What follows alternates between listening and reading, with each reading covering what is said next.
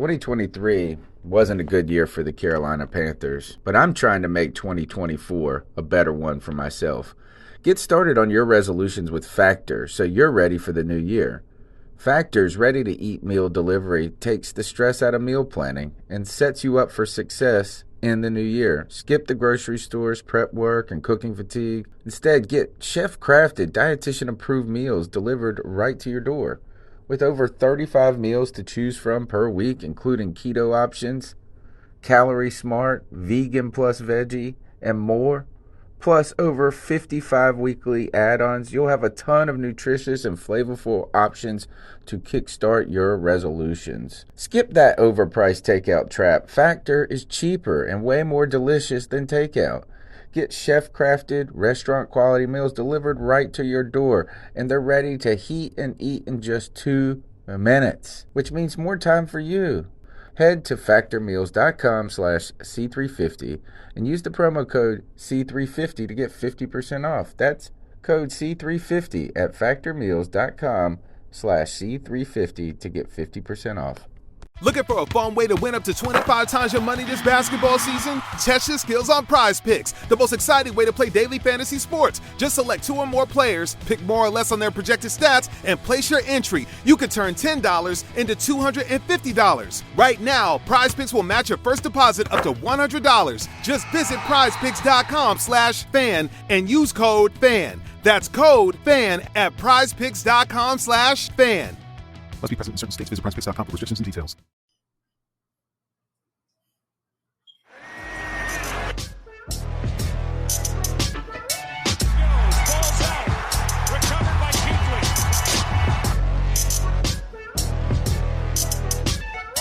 Right side is going to bust it through, making the tackle. Shaq Thompson for a 3-yard loss. Shaq busting through. My goodness. When you and what we see there, North turning offense coming to fruition because Cam is actually a pocket quarterback. Who knew? Oh my goodness. Tackles McCaffrey. Busting through at the 30, 35, 40.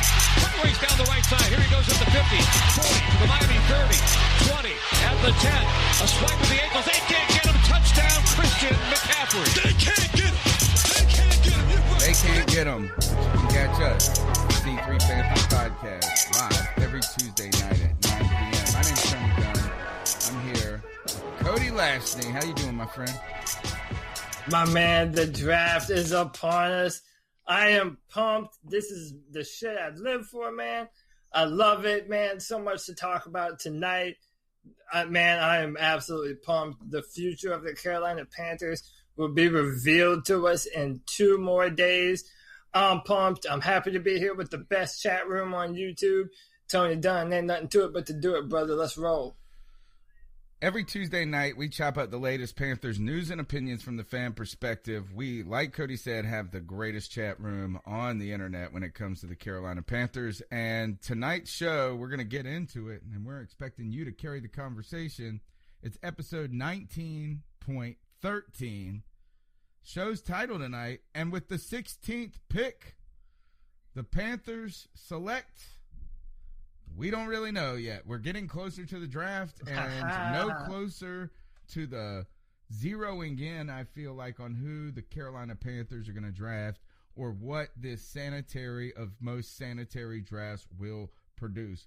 We're going to be talking about the Carolina Panthers heading into the draft tonight.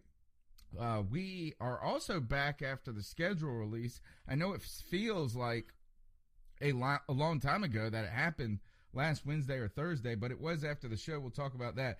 And a salute to Jonathan Stewart, who retired today as a Panther.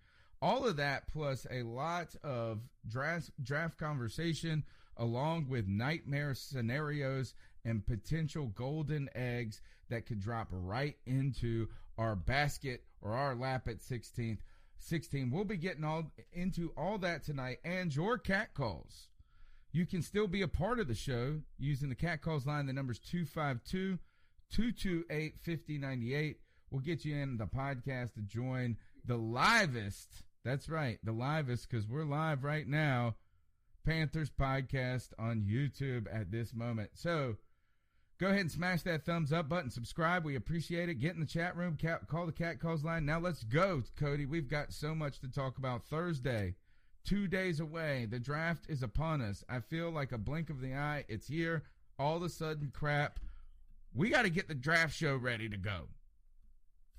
We do, man. And listen, this is it's special for me, man, because the draft will mark my 1-year anniversary as a part of the best C3 Panthers podcast that there is. And yeah, man, it'll be 1 whole year for me. But I want to drop a line and a very important notice to everyone in our chat room right now, because the draft night, that's the biggest show of the year. And we want all of you to join us. So if you want to join us on this Thursday night show, send me a DM on Twitter at CODYLAC. Let me know that you're interested in coming on the show, and I'll make sure that you have a link that you're able to come on and join us, hang out, talk about the draft, throw back a few beers, hang with the boys. It's going to be a ton of fun, and we want all of you to join us this Thursday night. We're going to have a ball, Tony. Yeah, Cody, a whole year. I was at, this past week, I was at a trivia night, and they had video game trivia, like just 1 or 2 questions, and it was a Mortal Kombat reference. Oh. Is like, what was the end of this? And I got that question right for our team that was hanging out. But in the vein of that, 1 whole year. Impressive, Cody. Impressive. All right. So, look, what we have, and I hope, could you even hear that, by the way? You could hear yeah, it. Right? I mean, okay. I heard it. That would have been the lamest delivery had you not heard it. All right. Let's start out with the show tonight. Is Jonathan Stewart retires as a Carolina Panther. Talking about a year into the show, nowhere in sight that Cody's going to be hanging up the mic or the cleats, but Jonathan Stewart signs that 1-day contract with Carolina Panthers, coming back home after a short and unsuccessful or brief stint with the New York Giants. Jonathan Stewart, number 1 rusher in Carolina Panthers history, retires. Cody, that is the news of the day. Yeah, it is. And Carolina put together a nice little 1-minute video, and we have it here right now. All right, guys, here's what we got today. Jonathan Stewart is going to be retiring. I've got a jersey for him that Christian's going to present to him. They coming? They can. You good? Let's go. We're waiting on them. We're waiting. What's up, man? Thanks, baby. Congrats, dude. Thanks, man. What's up, killer? Good, man. How you doing, princess? How old are you, Stu? 32. You 33? 34? Ooh. 34. He's getting there. He's almost. Appreciate y'all, man. Good luck, buddy. Love you guys. Thank you, man. So I know we're joined by Legacy Lynn in the chat room, and we all know Jonathan holds a very special place in her heart. And honestly, he should hold a very special place in all of your hearts. You know, I firmly believe that if it wasn't for D'Angelo Williams, Jonathan Stewart absolutely could have and should have been a bell cow running back for Carolina. It just never really had the opportunity to do it. Nothing against D'Angelo, the player at least. He talks a bunch of trash now. I have something against D'Angelo now because of the way he's acted after. Yeah, he talks a lot of trash. But, you know, I feel you'll never hear that from Jonathan Stewart. Jonathan loved to be a part of this locker room. He loves his teammates. And, man, you know, he had some injury concerns the past, 3 or 4 years that he was playing. But, man, when Jonathan Stewart was on a roll, it was tough to stop him, man. He was a bowling ball. Just a very physically dominant player, strong as hell. And, whenever we listen to Tiki Barber run his mouth about a bunch of crap that he doesn't know, while the season is occurring, always think back to better times involving him and Jonathan Stewart. This is one of my favorite plays in Jonathan Stewart's career, and that is the exact reason. That's on Monday Night Football right there. That's the exact reason that Rondé Barber is so salty against the Panthers. It is not because he's a former Buck. It is not because he's played our team. It's that one single play is the very reason that Rondé Barber is so salty about the Carolina Panthers. So I think this is just to put a little to address Jonathan Stewart's career from a kind of a holistic perspective. And I'm not his biographer, so I might get some things wrong, but I think there's something to this. Is that one, we see the reverse story of D'Angelo Williams, right? You see two guys that D'Angelo Williams has drafted 2 years before Stewart, 2 first-round picks.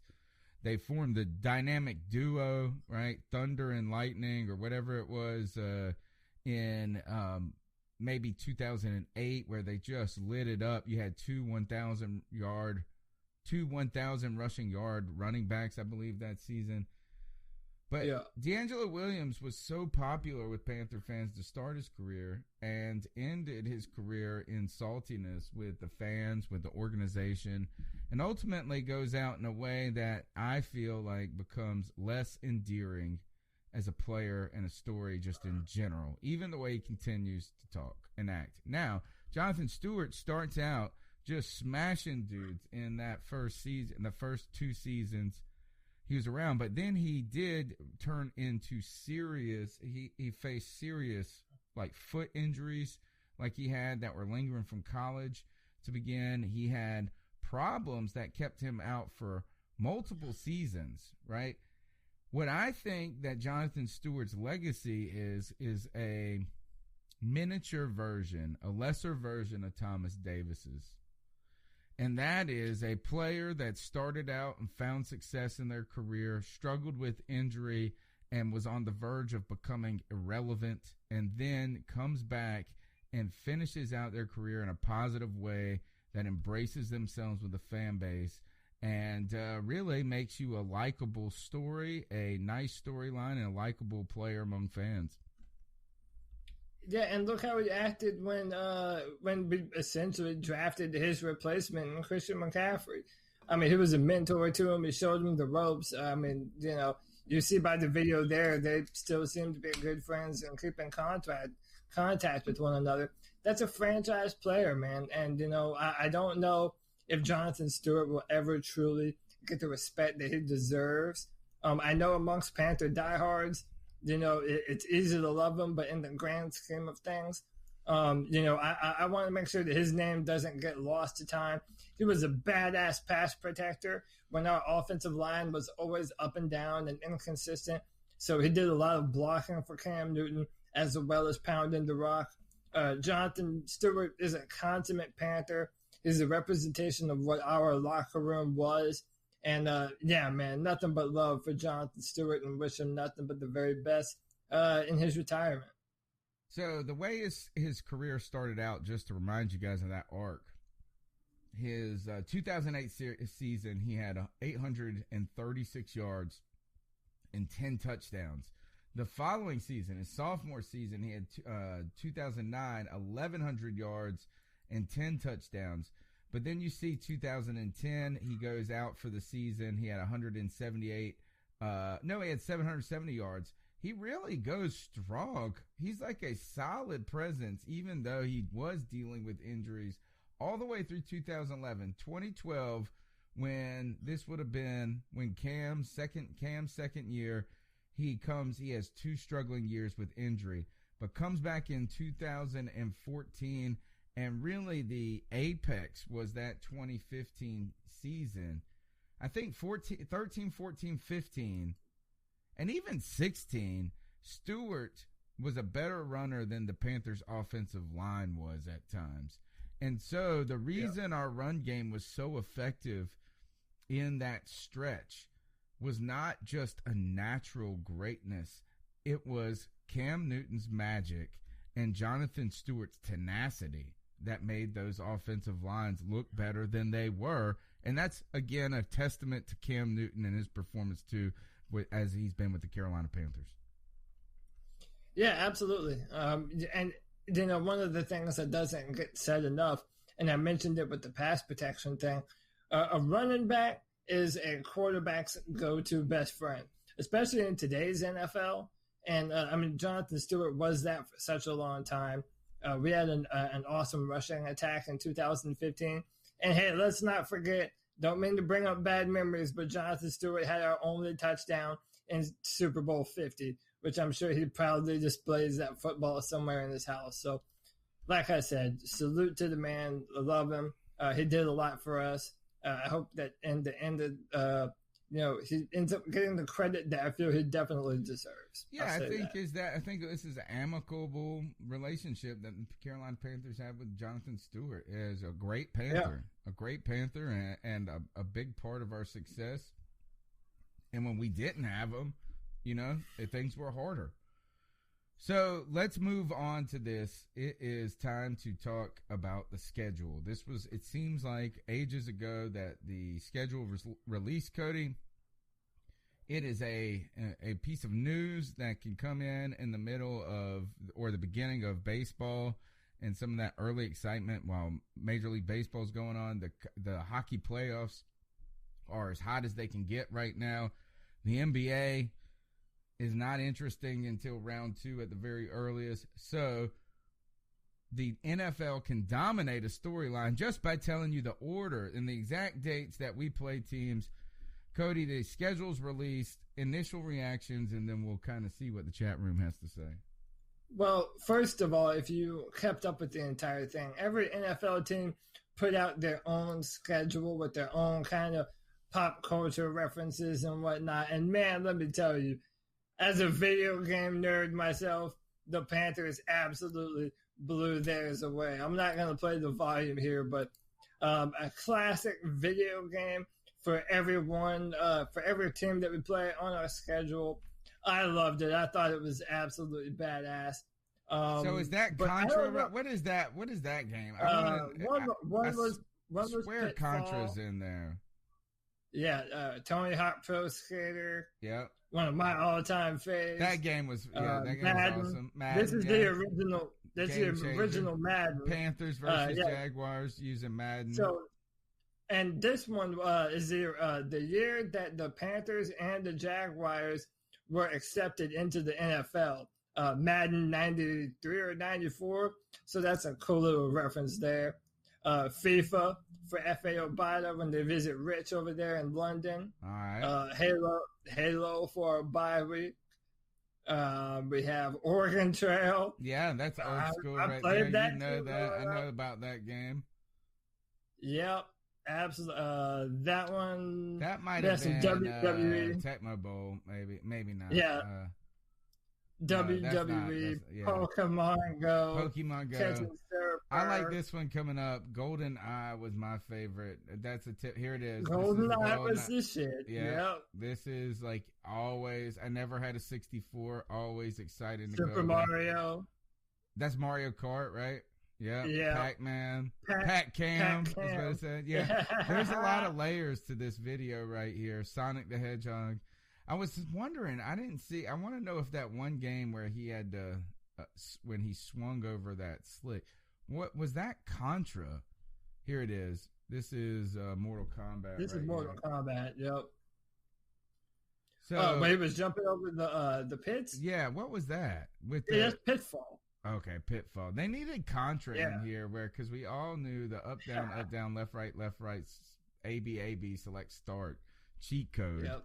Back on the old Nintendo. I think some nods that could have. So what? I wonder this: what games, old school games, did they miss? Would you have say, hey, because this video was amazing. Like, there's so much to it, and I even saw the guy, the digital guy, media guy, and said, I've never worked on a project that took so much. For that, it is so thoughtful. It's so well put together. So games missing from it. The game that got me, the reason I got a Nintendo, my very first gaming system, the old school Nintendo, bought it used from somebody, talked my parents into doing it because of one game and one game only, Metroid. It might have been Metroid 2. The one, whatever the one where you could tuck and roll into the ball. Yeah, that that's Metroid. began my video gaming career right there, which is not as cool as most people's. But any other games what's the old game for you, Cody, that you would have that's missed? Okay, Street Fighter. I think Street Fighter that wasn't in there. I don't believe so. Josh says Tetris. Yeah, Tetris, Thomas. Donkey Kong. Yep. That would have been a good one. I mean, you can't go wrong with Mario, which they did have Mario Kart. Duck Hunter, always a good one. Is some of those old Nintendo games? There were so many good old school Nintendo games. Oh yeah, man. So many. What a that was kind of the first real jump in video gaming. All right, so let's talk about the schedule itself. All right, so what after you see the release of the teams, Cody? What's on your mind there? So after the London game, week 6, after week 8, we don't have a back-to-back home game or away. So where back and forth. Yeah, back and forth. And is that not the weirdest thing? I just don't remember ever seeing something like that before. Where especially at the end of the season, they're home away, home away, home away. I don't know. I just never. Yeah, you usually feel like there's stretches where you get a 3-game stretch and then you're like on the road. Yeah. You don't see it's kind of balanced. All right, it's very balanced. It is back and forth, literally. You are right. It is that might be a good thing. Is no real or hard to gain momentum. Yeah, no extended time away from home. We have a bye after London, so that works out for us. But you have to fly from Tampa Bay to oh no, my bad. All right, so we're at home against Jacksonville, and then we fly out to London. Then we have a bye, and then we're on the road at San Fran.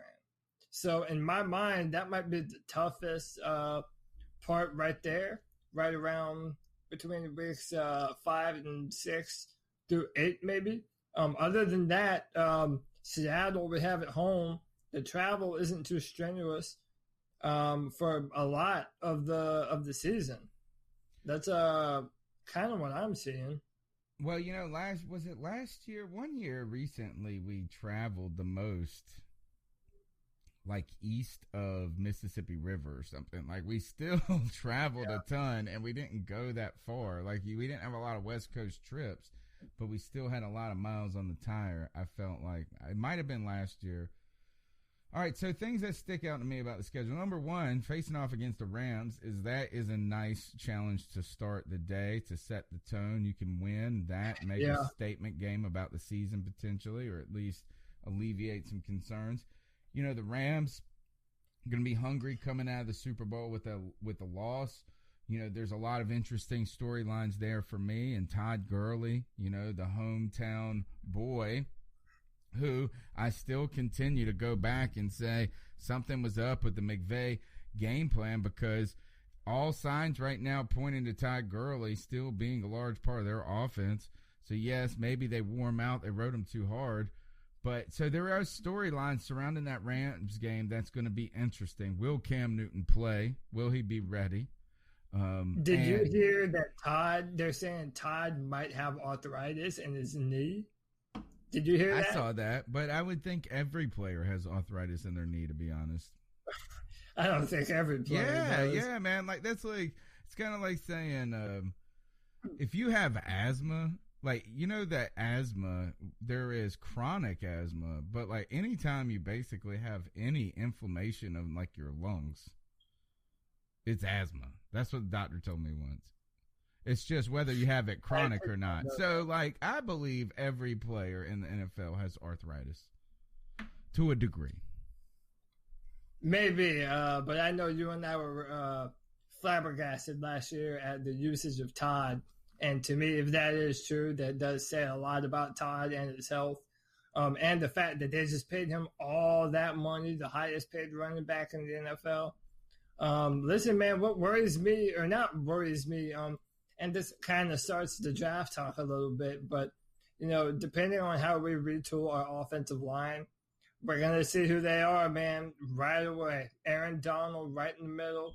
Matt Paradis, who we just signed, is going to have a test. Trey Turner, whoever we have at left guard. Look at all these storylines. There are like 100 storylines for this opening game. Yeah, a lot of them. There really is a lot of them. And I think this will be the first time that Ron Rivera has been the head coach where he has had 2 back-to-back years opening at home. This will be the first time ever for him. So the first time in a very long time for us. I do think that's important. And we finish at home against Andrew Luck and the Colts. And, oh, my God, I want to win that one so bad. All right. I was going to, save that for another thing that sticks out about the schedule. But since you brought it up, I'll skip what I was going to say. And that is, I will say that the very first thing when I saw this schedule, I said, I want more than anything for Cam Newton to lead the most dominant beatdown of the Colts. This is the game I've got circled on the schedule. If it's not a sin as a fan to say that if we're going to have a bad season and there's one game that we can win where we kick ass, this is the one. You know what I'm saying? Like, at any moment that this is very important to me as an individual, as someone who has been anti-Andrew Luck in his staying in college to get his interior decorating degree. Yes, that's right. You interior decorating. And man, I hate him. And I want Cam Newton, and I love Cam Newton. I want him to just beat it down. So that stood out to me first. But the next thing on the schedule, Cody, that stood out was that after, let's see what week it is. It is week 1, 2, 3, 4, 5, 6. After week 6, after we play the Bucks become irrelevant to the Carolina Panthers. We've played them twice by week 7, and then all of a sudden at the back end of the schedule, we're going into, if the Panthers are relevant, if the Panthers are in the hunt, one heck of an exciting finish here. Titans, Falcons, Redskins. All right, Redskins, there is a slight rivalry with the Carolina Panthers and the Redskins that has kind of developed, right? Seahawks.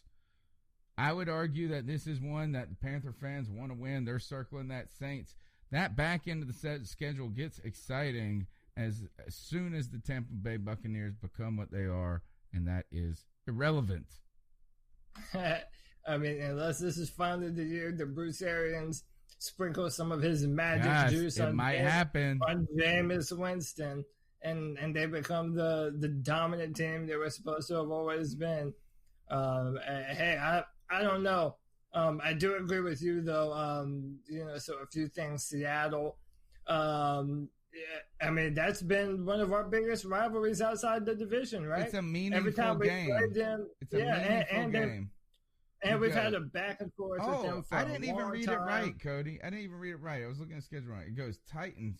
Listen to this. Titans, Packers, Falcons, Saints, Redskins, Falcons, Seahawks, Colts, Saints. The back end of this schedule, after the bye, if the Panthers are as competitive as we expect them to be every year, that's one hell of an exciting road to the playoffs. It is, man, and it also makes it even more interesting. On the road, at home, on the road, at home, on the road, at home. I'm into it.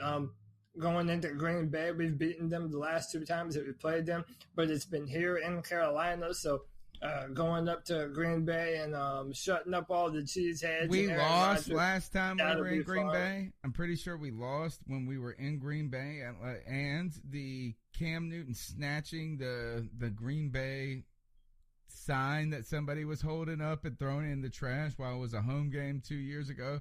All of that makes that game even more interesting than it already was.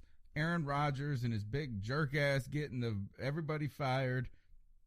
Storyline after storyline in that game. And then you got so many more, Cody. And hey, man, in 2015, we played the NFC South. I mean, the AFC South We're playing the AFC South. Again, we're playing Seattle like we did. There's a lot of similarities between this schedule and who we played in 2015. So I don't know if any of you are, what's the word? What's the word I'm looking for, Tony? Superstitious. Yeah. I don't know if any of you are superstitious at all, but I don't know. And it's another year where we're supposed to be back on track. I'm excited for it. I don't think that any team on there is incredibly better than us. I think that we're a few pieces away. The best team that not we an play easy schedule though. It's not an easy schedule. Not easy. It is not even anywhere close to easy. I would argue that's a hard schedule right there. It is going to be one that is must-watch TV though, all the way, each and every week. If we nail this draft, and I'm hoping and praying we do, baby. But if we do, I like our roster as much as any of these teams. All right. Let's see this. What else we got? So the schedule. Oh, anything. I guess the last thing about the schedule people want to talk about is Panthers. They come out and say getting snubbed in the prime time. Non-story to me. If anything, the story is thank goodness we got snubbed in the prime time. The Carolina Panthers are not very. I don't feel like we've done great anytime as a fan consistently in the prime time. And the biggest stages where we're excited to play, where we think we have the most going for us. 2012 reminds me of this. Is dang, you get Ryan Khalil taking out an ad saying they're going to win the Super Bowl. We had a Monday or a Thursday night game, and it just began the beginning of the crappiness. We saw last year with the Steelers how terrible that began, the process. I feel like anytime people are saying, hey, the Panthers are not bad in the prime time, they point to one and one only win, and that is the New England Patriots on Monday night, where they picked up the flag after Luke Kuechly hugged that guy while the ball was in the air. Yeah, I mean, and that's another similarity between 2015 also is that then we didn't have a lot of primetime games. We don't have a lot this year either. Good, man. I said good. Listen, I mean, that doesn't really matter. We're going to watch every single one of the games. So it's not like we're not going to see them. So it's not like primetime matters. No post-game shows. Only a couple of post-game shows in the middle of the morning, though. Yeah, and listen, I'll say this: the very final game of the season is against the Saints at home. If the Saints are good and the Panthers are good, there's a chance that could not only be for our division, but maybe for the NFC as a whole. And that's at 1:00. They might flex that to Sunday night if it's in that kind of scenario. So you never know, man. There's a lot of different scenarios that can happen. Like I said, I'm not afraid of either of those teams. And also, don't forget, Devin Funchess is now with the Colts. So that'll be another reason. Oh, gosh. Another storyline there. Yeah. You indicated, you asked if we were superstitious. Obviously, I am, because I hold a couple of ideas dear to heart.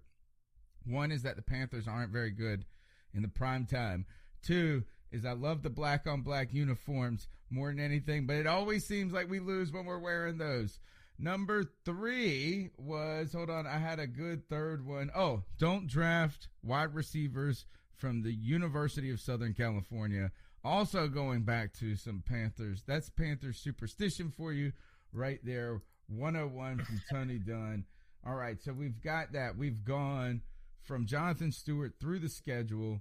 If you guys got anything to say, you can call into the Cat Calls line, 252-228-5098. That's 252-228-5098.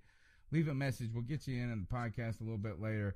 I do want to mention this, Cody. I was listening to Dan Patrick in the morning one day, and Dan Patrick said if it had not been for the Kyler Murray storyline, that this would be a boring draft. And then one of the other Danettes comes in, he chimes in and he says, all we want to hear in this draft is we have a trade. to add some excitement. I'm of the position I agree. Where is the drama? Where is the sensationalism? This may be the most reasonable the Panthers fan base and the media has been about the draft. Why is it that everybody seems entirely content with whoever we're going to pick? Whether you say this, and I am one of those people, you pick an offensive lineman, heck yeah, feeling good. Pick a defensive lineman, heck yeah, feeling good. Nobody else is talking about odd things that could happen. There's no radical contingent calling for DK Metcalf to be drafted. This is a fan base that seems content regardless of the selection, and I describe this draft as sanitary, Cody. The mocks are sanitary. Ugh. It is so clean. There is no drama.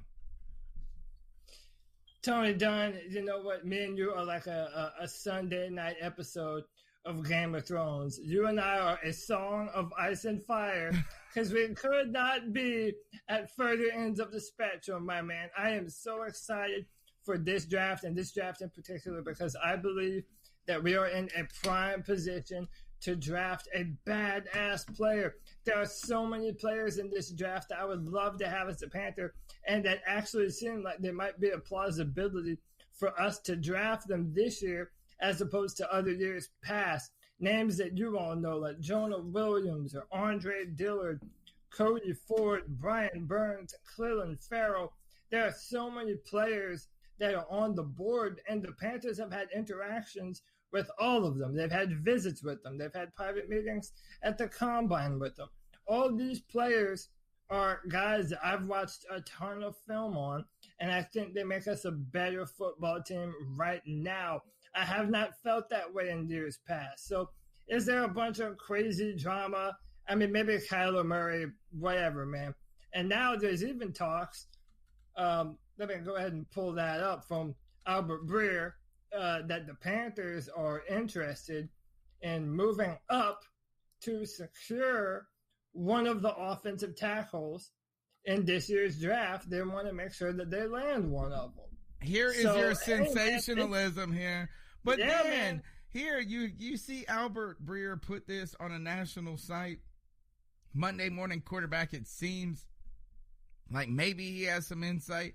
But on top of that, Marty Herney addresses the media for the first time last week and says, no, I don't want to trade up. I want to trade back.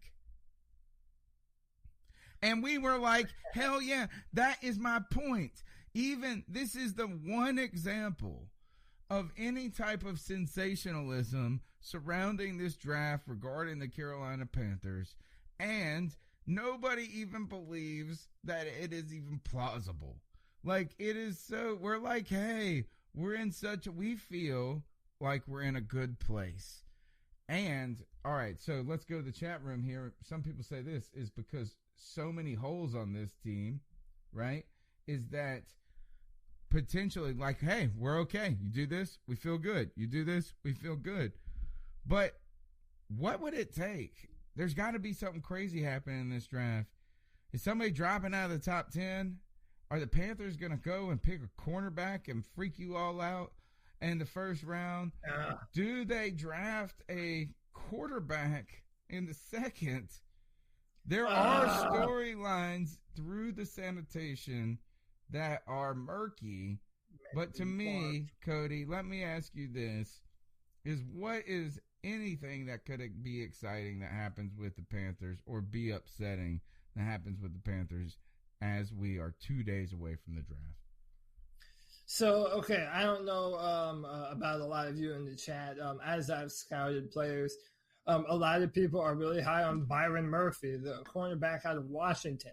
And, you know, I do think that he's a good player, but I don't know. If you're a corner and you run an average 40 time and you're below 6 foot and your arms aren't very long and you're a zone corner, then I'm not really interested in you. I'm not interested in you with our first pick in the draft. That's James Bradbury.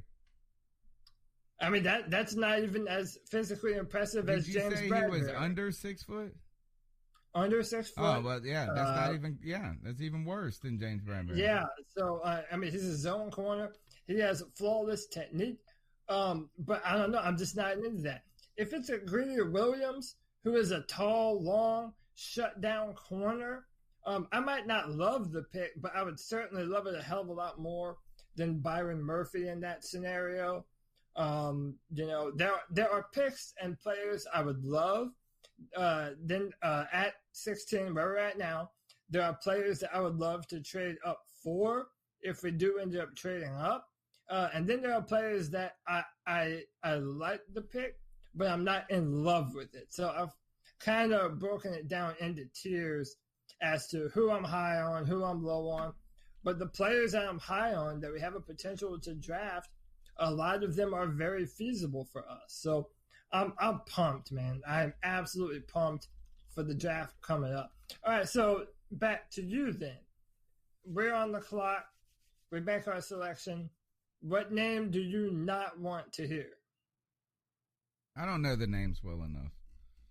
I don't know the names well enough to tell you one person I don't want to hear. I don't feel like right now I'm happy. I'm happy if I hear Jonah Williams, Andre Dillard, not upset. You know, you go back, you think about. I was thinking about something we brought up last week in last week's show. The idea, and something we've been talking about for weeks, building that wall, right? Build that wall around Cam Newton. Is that to me, I just keep saying this in my mind, Moton, people think he could be like the plan is move him to left. Even if you draft a top guy, I don't know if you are going to feel any better about playing him on the left side than you would be about Moton. So I think about this. I think about Moton, Darrell Williams, Paradis, Trey Turner, and a top player that you can get at 16. That's exciting to me. So that goes down. I'm happy. I think that if you go and you get a edge guy that isn't kind of a reach and that being the long guy, I'm hoping that we don't go and try to get an inside linebacker. That's what I would say is that I hope we don't try to get a defensive end that we primarily see playing in the stand-up position. That would be disappointing to me. I want a guy that's going to play defensive end that puts his hand in the dirt. And the reason I believe that is because I've seen so many teams in the past do what the Panthers are trying to do. Go from a 4-3, they go to a 3-4. They then draft somebody who they believe is going to be a college defensive end that can transition to a stand-up position. Here, I'll bring this up. I was going to save it for a little later. We won't go through them all.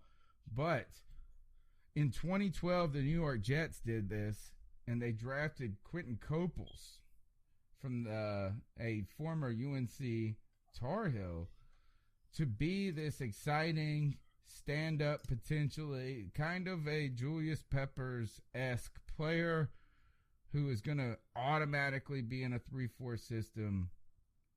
I worry about those guys because I see only a few of them being hits. So that is my answer. Whoever that guy is, if that's Cleveland Farrell, then I'm disappointed.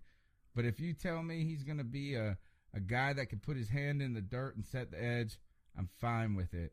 I don't want one of these scheme-dependent, hope for the best, and either boom or bust guy. Well, so to what you're talking about, Cleveland Farrell, he always played with his hand in the dirt, and a lot of the talent evaluators are saying that they don't think that he's agile and flexible enough to be a 3-4 outside linebacker. I don't adhere to that. I don't believe that. So there's two things to note. There are two outside linebacker edge rushers in this year's draft, and one of them is one that we previewed, but he played mostly all his snaps with his hand in the dirt at FSU. That's Brian Burns, who is the lighter guy, but he is an incredible speed rusher. His ability to bend the edge is absolutely insane. Then I don't want him. Rusher. I don't want him if he's projected to be a 3-4 guy.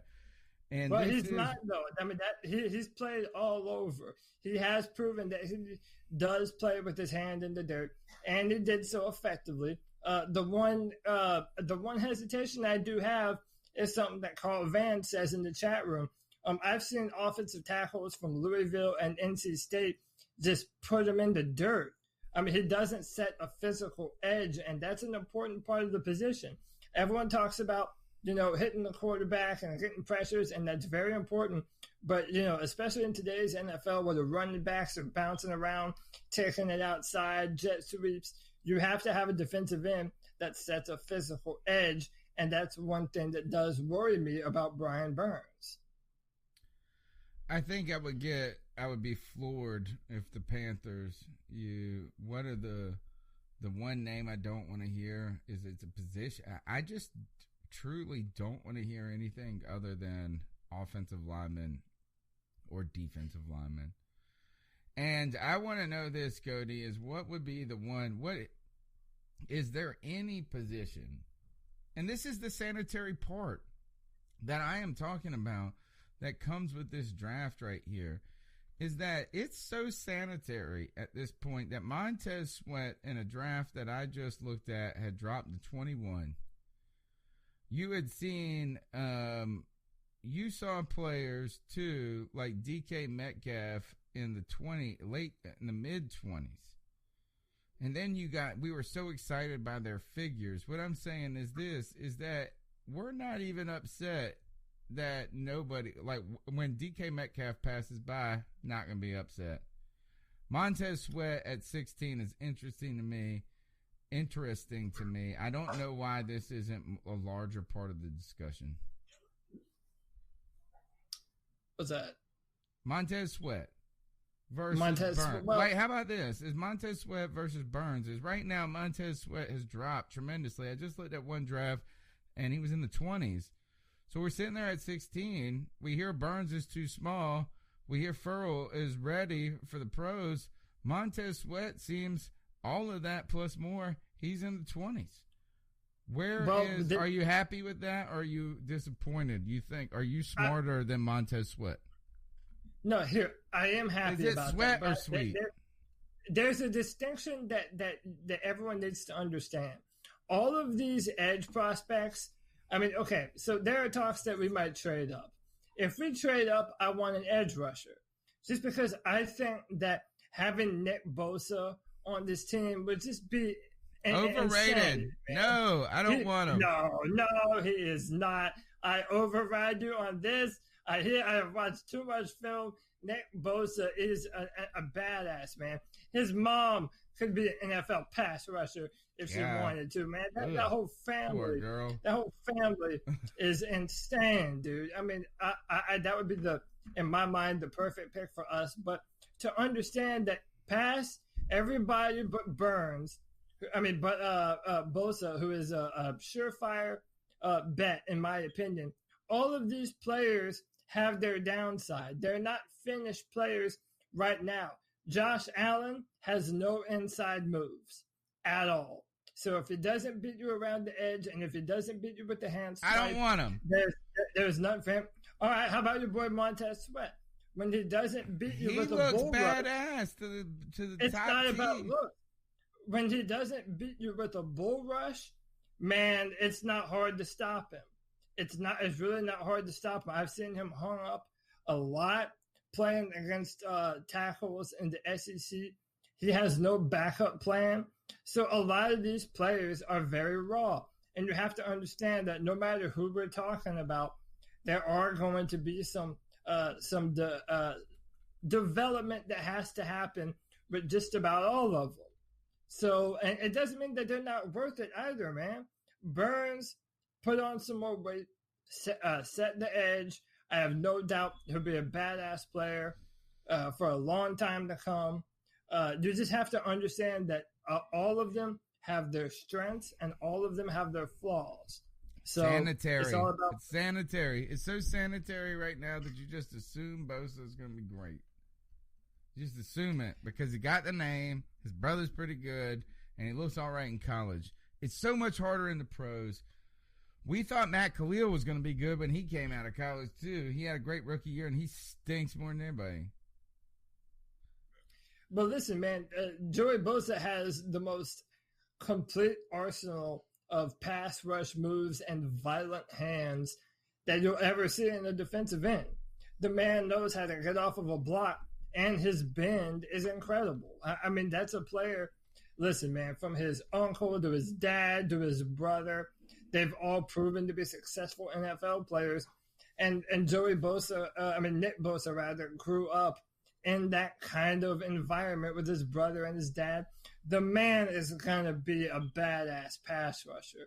A lot of them are, but they have to have time to develop. Someone in the chat asked me about Rashawn Gary out of Michigan, and I compare him a lot to Jadeveon Clowney, and you're going to use him in a lot of different ways. That's pretty awesome. It is. Clowney went like number 1, too, or number 2. Right, but 3 sacks last year at Michigan when he was the most athletic player on the defensive line. Where's all his production? I mean, he'll collapse the pocket, and then after that, he disappears. There is a lot of refinement to Rashawn. I don't have a first-round grade on him personally. I do feel out of all the defensive players, the defensive line players in the draft, he probably needs the most polish. That said, the athleticism is in like the 10 percentile, man. 270-something pounds, ran a 4.58. I mean, the dude is a monster, no doubt, but you're going to have to learn how to use him in the best way possible. He's not ready from day one. You're listening to the C3 Panthers podcast. We encourage you guys to smash that thumbs up button. Right now, there are 58 people watching. It's shame time. Only 23 thumbs up right now. Give us a thumbs up. It helps grow the show. It helps us rise the ranks in YouTube. Be recommended to other Panther fans that want to join this tremendous chat room. Thank you for all of you that are part of this conversation each and every week. The number's 252-228-5098. Cody, so we've talked about draft names that could potentially upset us, some things that are on our mind in the first round. Things, obviously, this draft is beyond the first round. It's so hard to project at this point. My last question to you before we go to the Cat Calls line, what is the one thing that you think that could disrupt the projections of the most sanitary draft of all time? Here's the thing, is at this point, we continue to think that this is the way, these are the guys that are in our reach or available. Is there anything possible in this sanitary draft that could change that? I've seen, is Kyler Murray going to drop? So that's what it is. I mean, right now, everyone's talking about Kyler Murray, number 1 to Arizona, which I do think that is the best pick for them and the best place for them. You're not going to sign a head coach with a losing record from college, but yet might still be one of the best young offensive minds coming up in the game right now and not give him the quarterback that he wants. So in my mind, Kyler Murray will be the pick, and they'll probably trade Josh Rosen, who I do like, maybe to Washington or the New York Giants.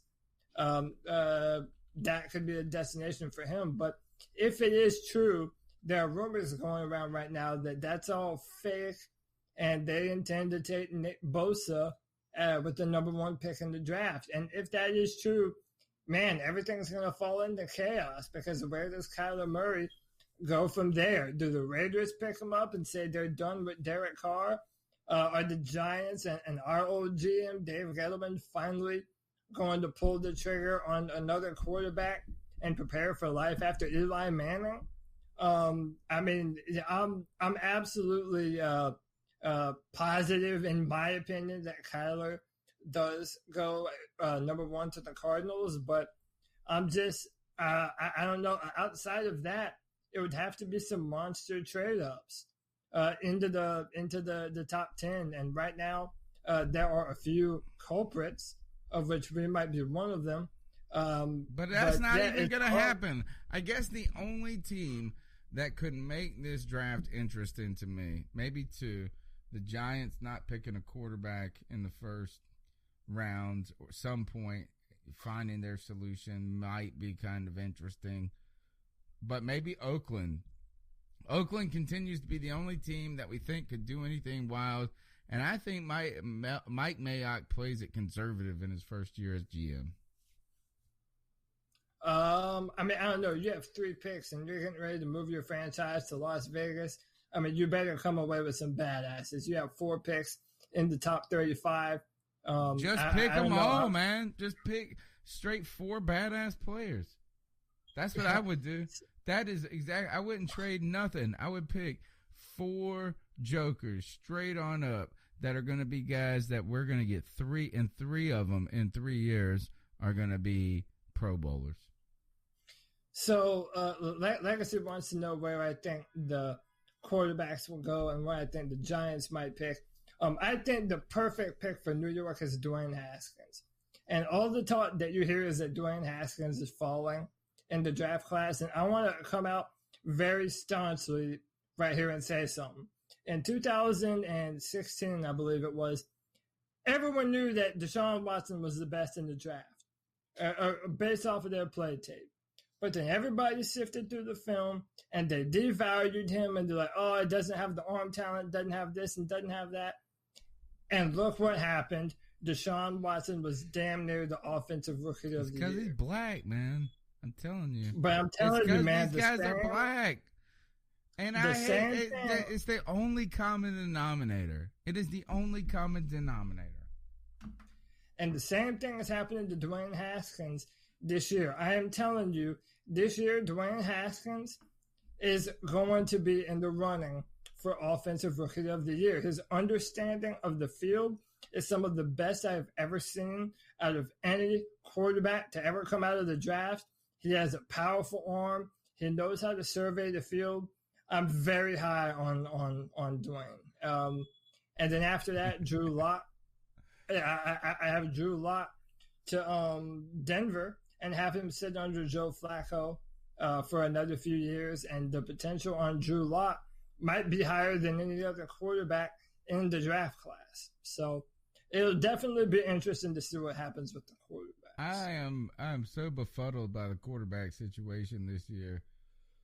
Lynn says, good grief, Tony. Yeah, I mean, in most times it would say, like, hey, I guess the one piece of evidence is that at this point that it's not that he's black, is that Kyler Murray is the projected first-round pick.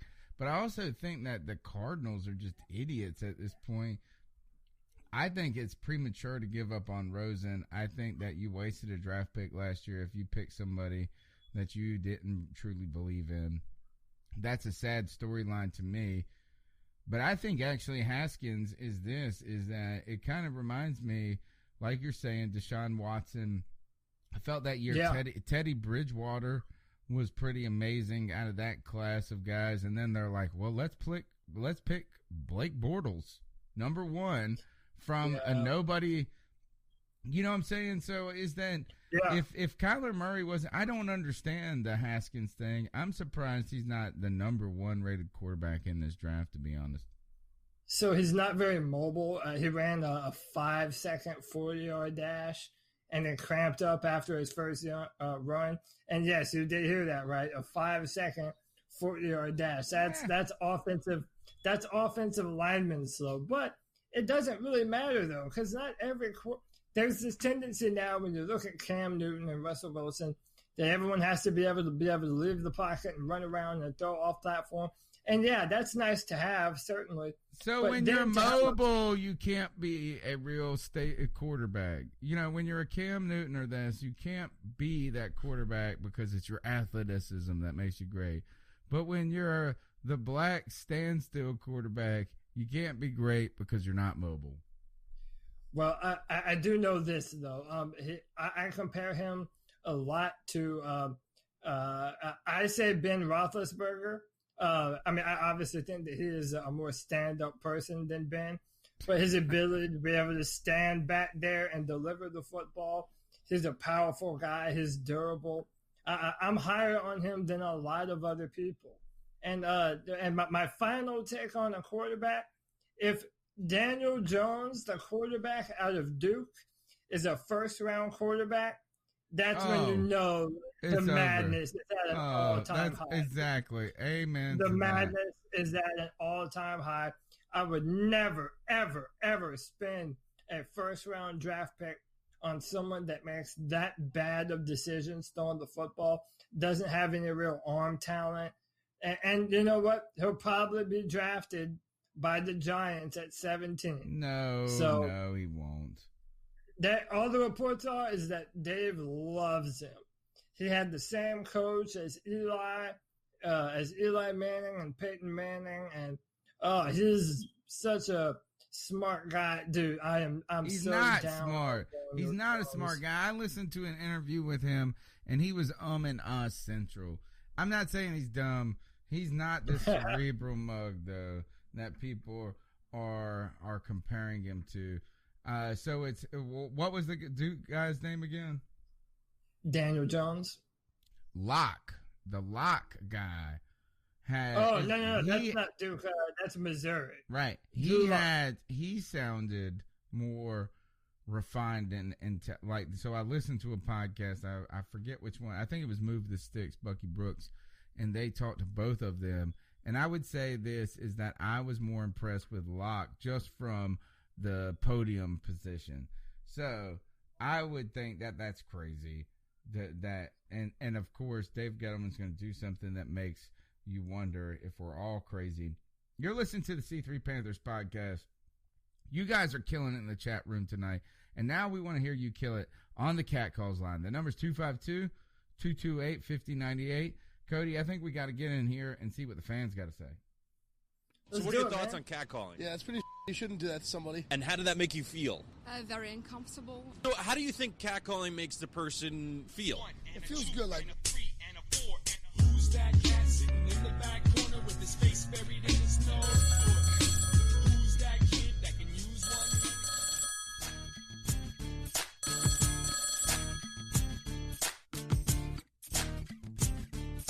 Hey, what's up, C3 Podcast? It's Tyler. I was listening to your podcast last week, and I was going to respond to something that Cody said, your guest, not Cody Lashney. He said something about how Marty Herney's making a hard decision on if we don't have a winning season, he could be in trouble. But if you think about it, he's already in trouble if he doesn't have a winning season, because Ron Rivera's already on the hot seat from last year. It may not seem like it anymore because it's kind of sizzled out, but Marty Herney's thinking he might not be here for more than one more year. So he's making all these moves, getting all these people. People are surprised, but I'm not surprised, because if he didn't make any moves and we just had another losing season, he's gone anyway. He's not going to be here for more than a year if we have another losing season, because if we get a new head coach, we're getting a new GM. So with all the acquisitions he's made, they've been great. But if we have another losing season, he's already going to be gone. It wasn't a hard decision in the first place. So he's felt pressured to get all these people. It's not like he's thinking about the long term, because if he didn't think we're going to have a winning season next year, even with signing all these people, he knows he's gone anyways. So he has to try, his best to have a winning season, keep Ron Rivera his job, or he's gone too and he knows it. So, but I think all the moves he's made is great, and even if we don't have a winning season next year,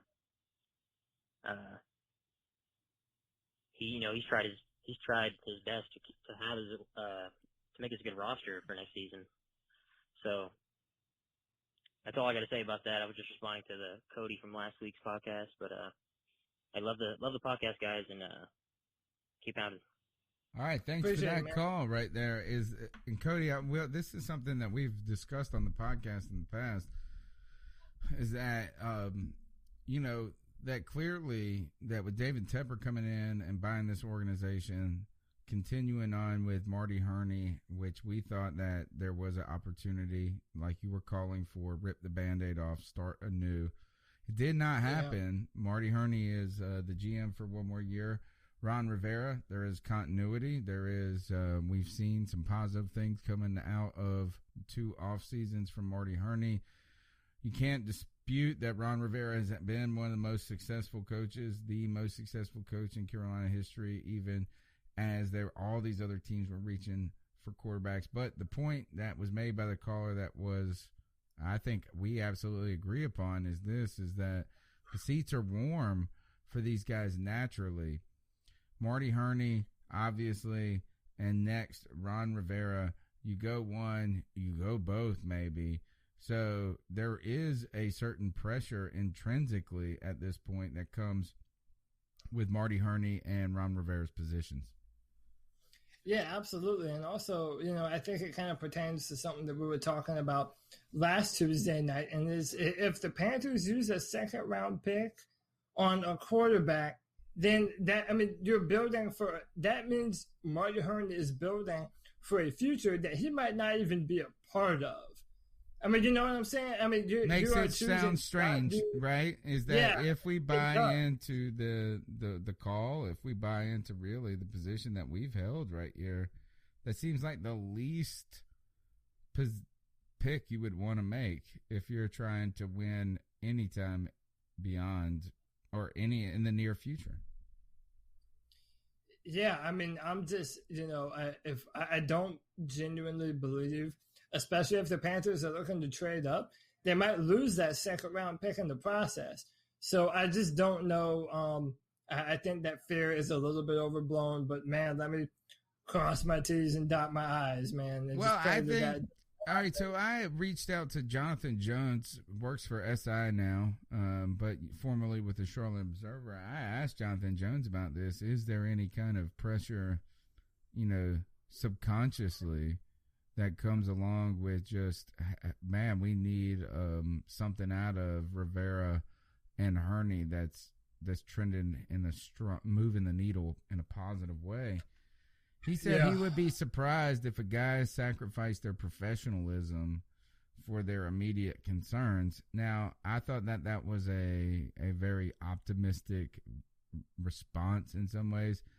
I don't think that Marty Herney, though, feels the pressure. I think that trading up would show that hand too much.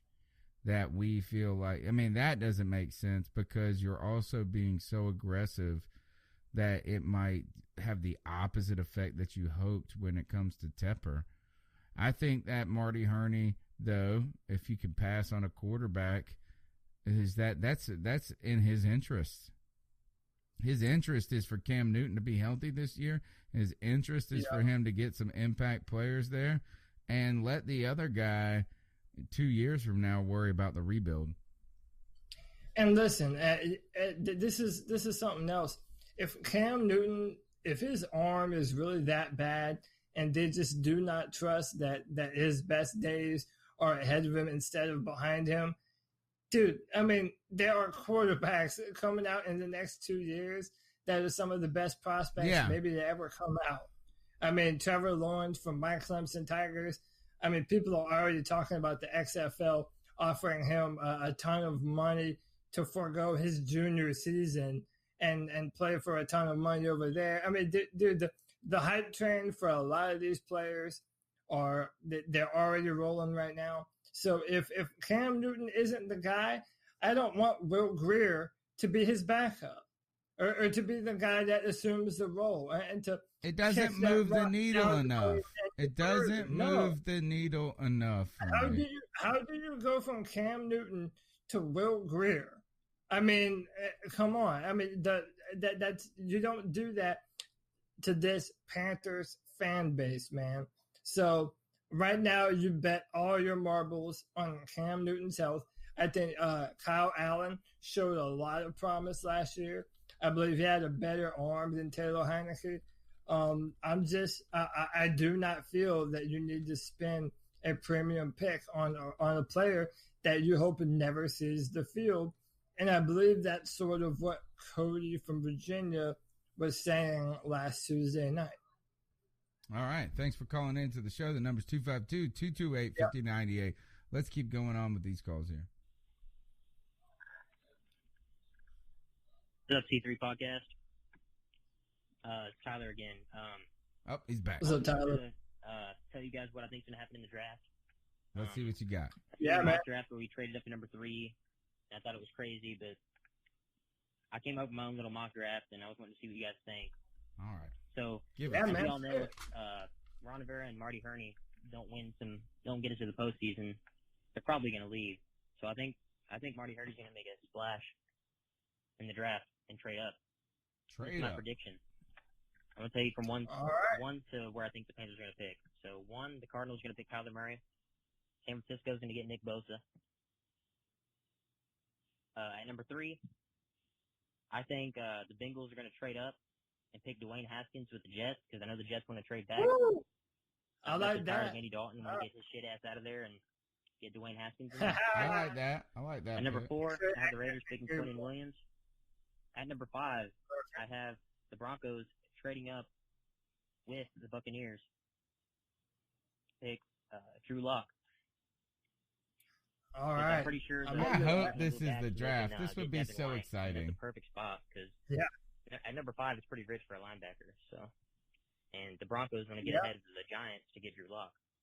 And at number 6, the Giants just seen 3 quarterbacks go off the board, so they want to get their guy Daniel Jones at number 6. At number 7, I think they're sold on Juwan Taylor. And at number 8, this is where I think the Panthers trade up. They trade with the Lions. They give them their first, their second, and they trade Torrey Smith. Because we got Chris Hogan, and I think we're going to use Torrey Smith's contract as trade bait. And we're going to select Josh Allen. At number 8, trading up. Josh Allen. We're giving him first, a second, and Torrey Smith. What do you guys think? That'd be a dream come true.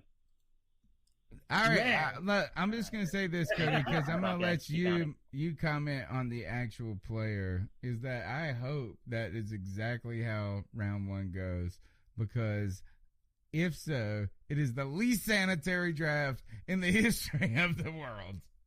Dude, it is. Not only is it the least sanitary draft in the history of the world, but let me take just a second to talk about Josh Allen. Josh Allen had 17 sacks in the SEC. Okay, that is ridiculous, man. His bend is on another level. His swipe move is at an elite level. Like I said, he needs some more inside maneuvers. But man, I believe that he weighed 260-something pounds. I like him to be able to put his hand in the dirt and be able to rush from an outside linebacker stance. That would be an absolute perfect draft for us. I'm not so sure about the second round pick. I mean, I guess it has to happen. I do want to bolster the offensive line. I mean, we've been chanting forever, build that wall. And I'm still all about that action. We do need to build that wall around Cam Newton, help him his shoulder to heal, and for him to return to MVP form. But if we're able to address that in the 3rd round with Yadni Kajus, who's someone I'm very high on, I would absolutely love that draft. Will be exciting top 10 picks, that's for sure. Bye-bye, Torrey Smith. Great call from Tyler. Everybody's so, yeah, it was way to come back in there. Had 2 good calls tonight there. All right, let's move on. I know we got to go across the ponds right now. Hi guys, Rich in London. Hi Panther Nation. What's up, Rich? So, last phone call before the draft. Firstly, exciting about Jay Stew retiring as a Panther. I think that's great for him. It's nice when former players can do that. I kind of missed his era. I wasn't quite as heavily into it when he was at his peak. But good for him, and I hope he has a happy retirement with all his faculties and joints working. As a former contact sport person, I can assure you that it doesn't get any better as you get older. Anyway, so let's go on to the draft, everybody's favourite thing. I think the best way to do this is just basically to make the short list of who I really, really hope we don't end up drafting. Okay. I think number one is Rashawn Gary, although there sounds like there's some injury risk there. Certainly, this is his first round, but I'm almost okay with just about everybody else. I think I'm starting to lean more towards Jonah Williams and possibly even Andre Dillard, because good edges come out every year. If you go back through the draft of the last few years, to your Chubbs and your Myles Garrett, there's people, even last year, Arden Key, Harold Landry, they were quite highly promoted and they've been good. In the next 2 years, there will be another edge that the Panthers will be able to pick up. But can you find a tackle? I mean, apparently, I follow the Jim Nagy, who runs the Senior Bowl, on Twitter, and he's already said next year's O-line isn't as good, and this year's is tackle heavy. Well, if you get one in the first round, you've got 5 years of cheap tackle. They're going for an absolute fortune. I mean, we're going to have to make that decision on Darrell Williams. Taylor Moton's only got another year before something's going to happen. They're going to get expensive, and I think that's probably the priority. If you follow PFF, and I do, I mean, they grade every snap of every player at every game. Coverage is king. We have to take a safety in the second round because they'll probably be gone by the third. And again, I love Nasser Adderley as a pure free safety. Darnell Savage is very high for everybody as well. But Chauncey Gardner-Johnson, and Taylor Rapp, there's a load of them. And of course, one Thornhill. Another pure free safety. So we'll just have to see. But I've done a million mock drafts. And fingers crossed we just don't mess it up. Anyway, everyone. All right, man. As always, a great call from my man across the pond, Rich Kingston. And look, shout out to Rich, man. I know Rich loves this stuff like I do. He puts out a million mock drafts, and I comment on all of them. He loves this whole process. So I know he's also been looking at a lot of these players in this draft. And I do agree with him, man. The Panthers do need to put another safety next to Eric Reed. And I put this out on Twitter. Man, my favorite safety in this draft is Juan Thornhill out of Virginia. I believe he has the best potential to be able to play free safety for the Panthers out of anyone in this draft. He's a little bit faster than Darrell Savage out of Maryland. He's a little bit taller than Abram. And dude, he put up a 44-inch vertical jump at the combine. That is insane levels of athleticism. I cannot tell you enough how important a free safety is in today's pass-happy NFL. And I agree with Rich, man. I'm not mad at a safety in the second round. There are players at edge and on tackle that I'm higher on than a lot of other people that I do think will end up being there later on. As long as we address the edge and the offensive line at least one time, I will feel better about the team. So, yeah, man, I'm very very high on Juan Thornhill.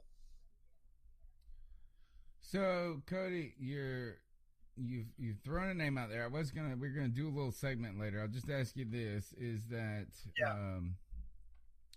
when it comes to the Panthers, since I said there's no sensationalism, the sanitary draft, I wanted to ask, what were some nightmare scenarios that potentially could light you on fire? We're talking this, either or. You have two choices here. You're pissed or you're burn the house down upset, right? So which one of these would make you burn the house upset, burn the house down on fire? Safety before an offensive lineman. Would that make you pissed or burn the house down in this draft? So that is a defense. Actually, think about this. That is the trade scenario. The Panthers move to 8. They get the Allen kid. They go and they pick a safety in the third, and you have no second-round pick.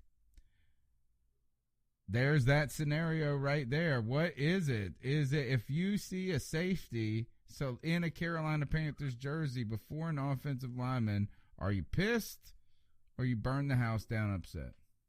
Yeah, I am a little bit pissed. I mean, again, it depends on what they do throughout the draft. So, like I said, a player that I keep on saying, and I'll say it again, I'm in love with the tackle from West Virginia, Yadni Kajust.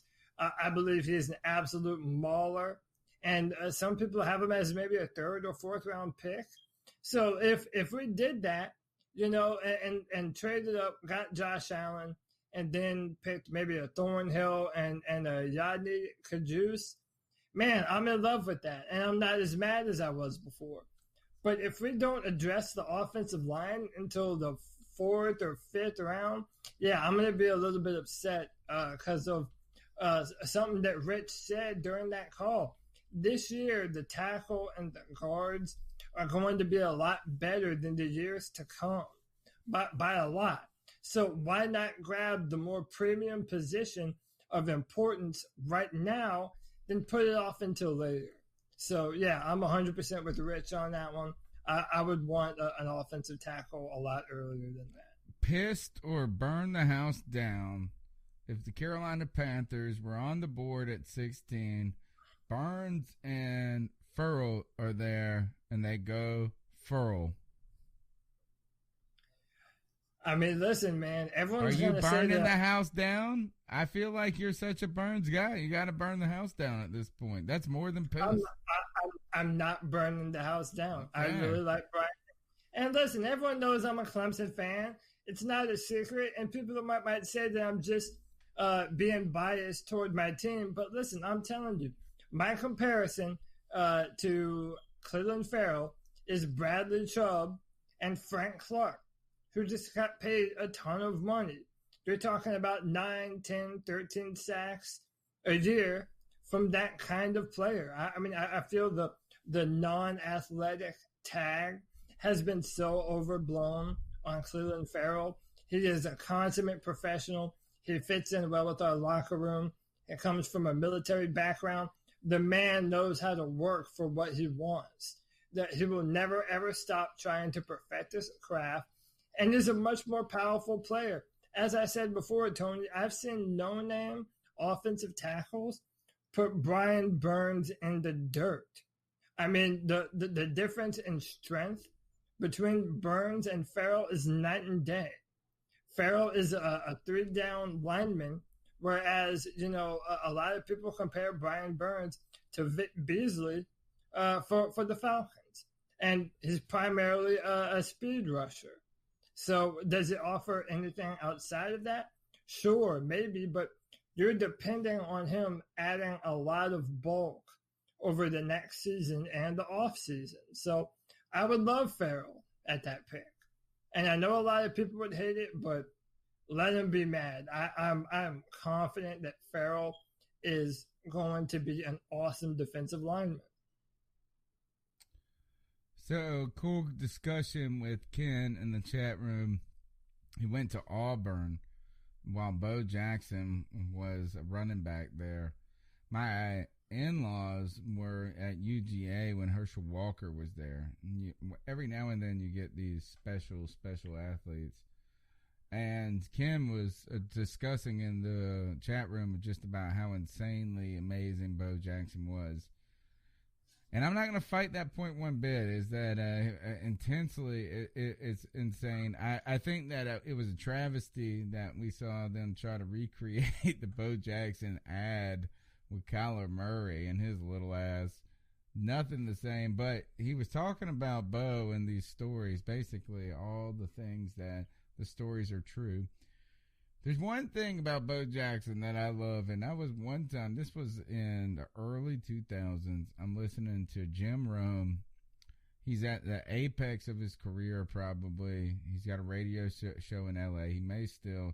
He had Bo Jackson on the line, and they were talking about some of the stories from his childhood. If they, are these things true? Are they myths? And Bo was telling them a story, a real story. This is straight out of his mouth. I listened to it. He's talking about how they used to have crab apple fights in the neighborhood. Instead of, in the South, we had dirt clog fights. For some reason, when I was a kid growing up, there was random mounds of dirt everywhere, seemingly, and we would throw basically rocks at each other. Dirt rocks. Well, Bo Jackson had this, and I think he's a West Coast guy. Crabapple fights. It was Bo versus the block, Ken. Straight Bo versus the block. And Bo would run the house. And he said this one time, he caught this kid inside hiding from him. And he straight threw a crab apple through that kid's screen door and took him. He said that. I was like, that is the most awesome thing I've ever heard. Bo versus the block. You ain't safe even if you're in your mama's kitchen. Straight through the screen. What a great story that is. Cody, last kind of one. Go ahead.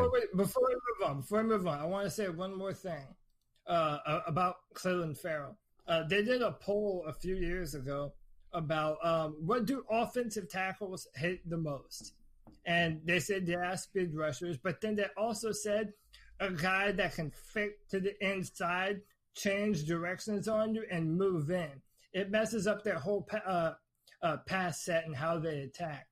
Clelin Ferrell, from my opinion, has the best arsenal of secondary maneuvers out of, most defensive ends in this draft class.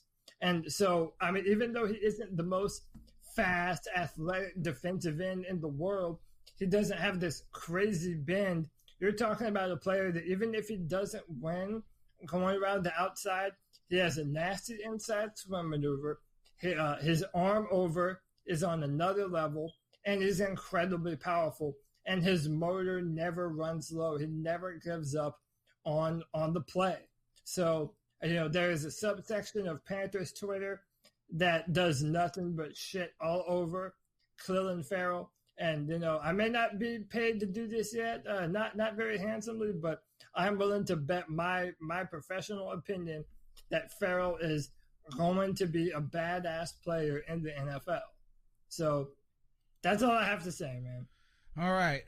Pissed or burn down the house. Tell me which one. Actually, this is just burn down the house. Pick which one makes Cody burn down the house. The Panthers draft a corner in the first or a QB in the second.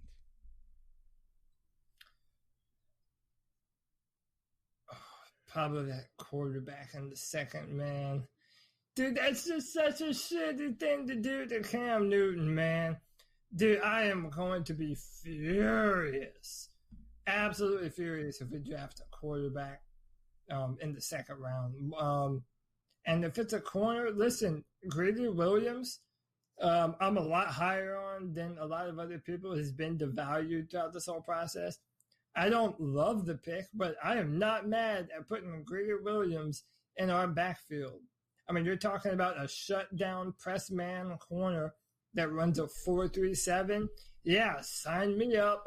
I mean, having dominant defensive backs is important in the modern NFL. So it just depends on the corner. If it's Williams, I'm happy. If it's Byron Murphy, I need to run to the bathroom, dude. That's all I'm going to say on that one. All right, let's go. Keep going with these cat calls. The number is 252-228-5098. Rich from across the pond, Kingston, coming back with round two. Hi, guys. All right, second one. Enough of the draft. There'll be enough of that tonight. I thought I'd give you a quick breakdown of the new Tottenham Stadium. October 13th, you're coming over. Woohoo!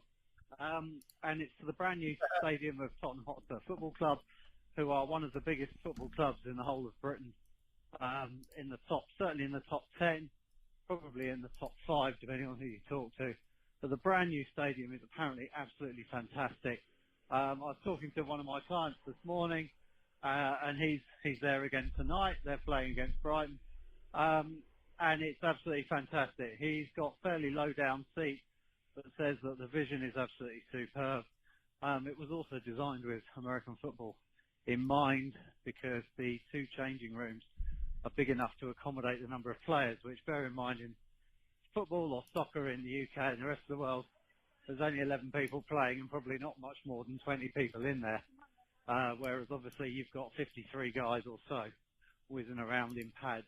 So it's all been specifically designed to tailor to American football as well. Viewing is absolutely fantastic. And it looks like it will be fantastic.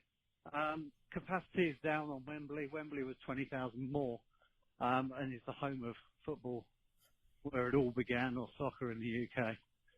So there will be less tickets than there could have been. But otherwise, absolutely okay. The area around Tottenham isn't fantastic, okay? Anyone coming in, that's not where you hang out. So what you want to do is make sure you understand how to get to the stadium, and after the game, get back out again into central London or wherever it is you're staying, because it isn't a fun, happy, clappy place to be. It's not awful, but it isn't the place. Get back into central London.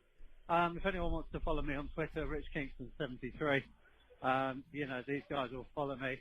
Let me know. I'll be quite happy to meet up with people. I know the riot and all the rest of it will be going on, but I'm not a part of that. But if anyone fancies beers and things before or after, it'd be fantastic.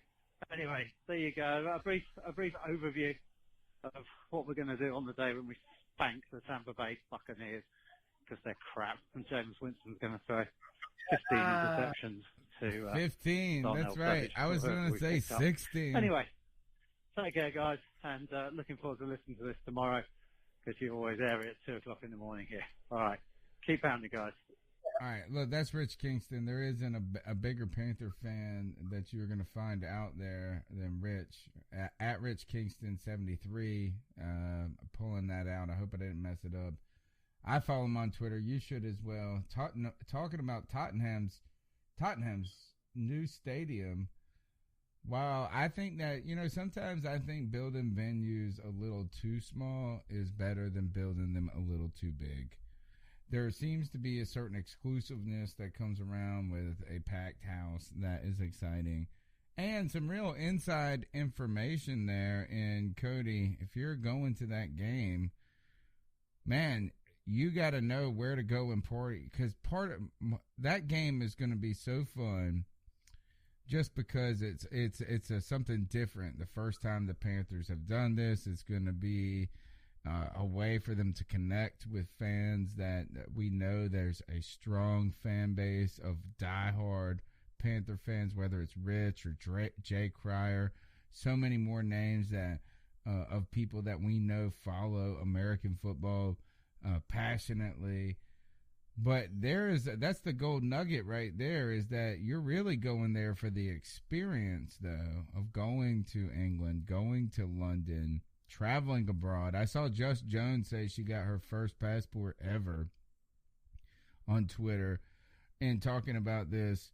That's some inside information about get back to central London and do your partying and your pubbing there. While this is going to be a nice stadium, it's a little slightly in the cut. That's the inside tip, Cody. I mean, yeah, man, listen, I know one thing. I will definitely not be able to go to London for that game, although I definitely wish I could. But, man, let me tell you, if I was going to London, the first person I'm calling is Rich Kingston, letting him show me the lay of the land, all the good pubs where all the nice-looking females hang out. That's what I'm doing if I'm going to London. So, yeah, man, it's definitely cool if people are – I mean, just imagine that for me. Imagine going to another country to see your hometown team play football. That has to be pretty damn cool if you think about it, man. Someone's going to definitely have an incredible experience doing that next season. You know what? So I'm happy for Rich, man. I haven't even thought about it being a potential opportunity. But, boy, I might kind of game plan here. Do some things maybe. I got to start thinking about that. What you're talking about here is husbands out there. This is a way for you to take your wife to a football game, and it seemed like the most romantic and wonderful thing you've ever done. And that is, if you somehow were able to aggressively save, like, that's what I'm talking about. I'm sitting here thinking, like, can I teach some extra classes? Can I do some side work? How can I reduce the bills on the sly? To one day come to my wife and say, hey, I've planned a trip for us to London. You're freaking 007 James Bond cool at that point. And even when you say, hey, we're going to a Panthers game, she ain't backtracking at that point, saying, oh, you just wanted to go because it's a football game. You know she's excited as hell that she gets to go and be a part of that. Oh, yeah, man. It's London. I mean, hey, man, that would be one of the most fun times that you could ever imagine. Hey, man, if you get the opportunity to do it, definitely do it. I don't know. Might have to sell a kidney. Joe, I hope Joe didn't hear that. All right. Here we go. Next cat call. Only 2 more to go. Hey, Panther Podcast. How y'all doing? This is G. Cavassier. What's up, G? The draft's day after tomorrow. I can't wait. I'm so damn excited to see who the hell we gonna take. Now, I've been calling weekly. Y'all know for forever I've been wanting to take Jonah Williams, the left tackle out of Alabama. But in reality, I have a feeling he's not gonna be there at 16. And I do not, and I repeat, I do not see us trading up. Even though a lot of people see us trading up to get somebody else besides Jonah Williams. But here's my opinion of, if Jonah Williams is not there. If Jonah Williams is not there, I say we get Montez Sweat. If he's not there, get Clinton Farrell. If he's not there, get Brian Burns. What everybody has us taking recently, as you guys noticed, is Andre Dillard out of Washington State. That's not a bad pickup, man. That's really not a bad pickup, to tell you the truth. I like that dude. I really like, the Taylor dude out of Florida, but, he's going to be gone way before the 16th pick. And Cody, you saw it on Twitter. I don't know why in the hell people think we're going to take Rashawn Gary, the defensive end out of Michigan. There's no way in hell I want that dude to play for the Panthers. To me, that dude has bust written all over him. That's my opinion. Him and that dude Murray from Oklahoma. I just feel like he's going to be a bust. That's just my opinion. So give me your takes. Now is the time. Who would you take? If Jonah Williams is not there, would you take Brian Burns, Farrell, Montez Sweat, or Andre Dillard? Me personally, if Jonah Williams is not there, give me Montez Sweat. If he's not there, give me Andre Dillard. If he's not there, give me Clinton Farrell. If he's not there, give me Brian Burns. See, it's so sanitary. We're so happy. We're right there. I'm right with G. I am 100% with G. Is that I am high on Sweat, and I'm happy with any one of those damn names. Sanitary. Sanitary. Okay. But listen, man, so you're an anarchist, man. You're living on the edge, dude. You want some chaos. You and I are Panthers fans. We know that these players have the potential to be very good football players. It means that one of them is going to be a Carolina Panther. They're all going to be good in our eyes. They're all the same. They're all the exact same player, I feel like, at this point. They are not the exact same player, man. Some of them could not be more different, dude. They could not be more different. 2 names I wanted to mention on the event that we do trade up, because that article did say that we're looking to trade up for an offensive tackle. So Andre Dillard obviously is one of them. But a player that we have not talked about is Jawan Taylor, the offensive tackle out of Florida. And if, you've talked about what if they put Darrell Williams at left guard, Taylor Moton at left tackle. It's going to be awesome. Then Jawan Taylor is the best right tackle in the entire class. And we'll be so excited. Build that wall. Nobody's upset. Everybody's excited. There is no draft pick that can go wrong for the Carolina Panthers. I've never even heard of a world that fans say that could exist. We're just ultimately happy like G is. Give us that guy. We ready. Yeah, man. We want the dude on the team. And just the final name I'll mention that I just took in the most recent Draft Tech mock draft, which, by the way, you need to be following, or you should have been following, is Cody Ford out of Oklahoma. Strong name, as you might already can tell. But that's another guy that could play guard or tackle for us. And that's another player that, from an offensive line position, we've met with him, and he might be the best fit. So because you haven't heard of him does not mean that he is not a great football player. He has my endorsement. So we have met with him. That's it. Go back. I bet you everybody the Panthers have drafted ever in the history of Marty Herney, the team's met with. So that will tell you who and who isn't potentially on the draft board. Maybe. Here's the last call of the night: 252-228-5098. Hey guys, this is Jedi Jor. I don't know if you guys watch Game of Thrones, but I know a lot of people do, including myself. Cody does. My question, I just want to add a fun question tonight. Out of any Game of Thrones character, who would you want to draft to put on the Carolina Panthers? I think the obvious question would be to out and have them like the fucking left tackle of the fucking century to just destroy people on the left end. But anybody other than the Mountain, who would you want to have on the Carolina Panthers? All right. Have a good one. Jedi Jor with a great call for the night. I'm telling you this is Cody. I know you're a giant fan of Game of Thrones. I am a required fan, I guess, is right now, because you guys say it's the best thing I've ever heard of in the whole world, is that I am still watching it. I am on season 4. I am over halfway through the first book at this point. That's what I'm reading right now. So I've got some strong feelings on that, but they're also limited to pre-season 4 attitudes right here. So, Cody, I'll let you take this one, and then I'm going to get into it. Yeah, man. So, not only am I a Game of Thrones super fan, but I'm one of those extra special nerds that have read all the books as well. So, check this out, Jedi. I'll give you 2 different answers, okay? I'm going to go Oberyn Martell as a safety for the Carolina. I like how you picked the position, too. Yeah, Oberyn Martell as a strong safety for the Carolina Panthers would be a badass character to have.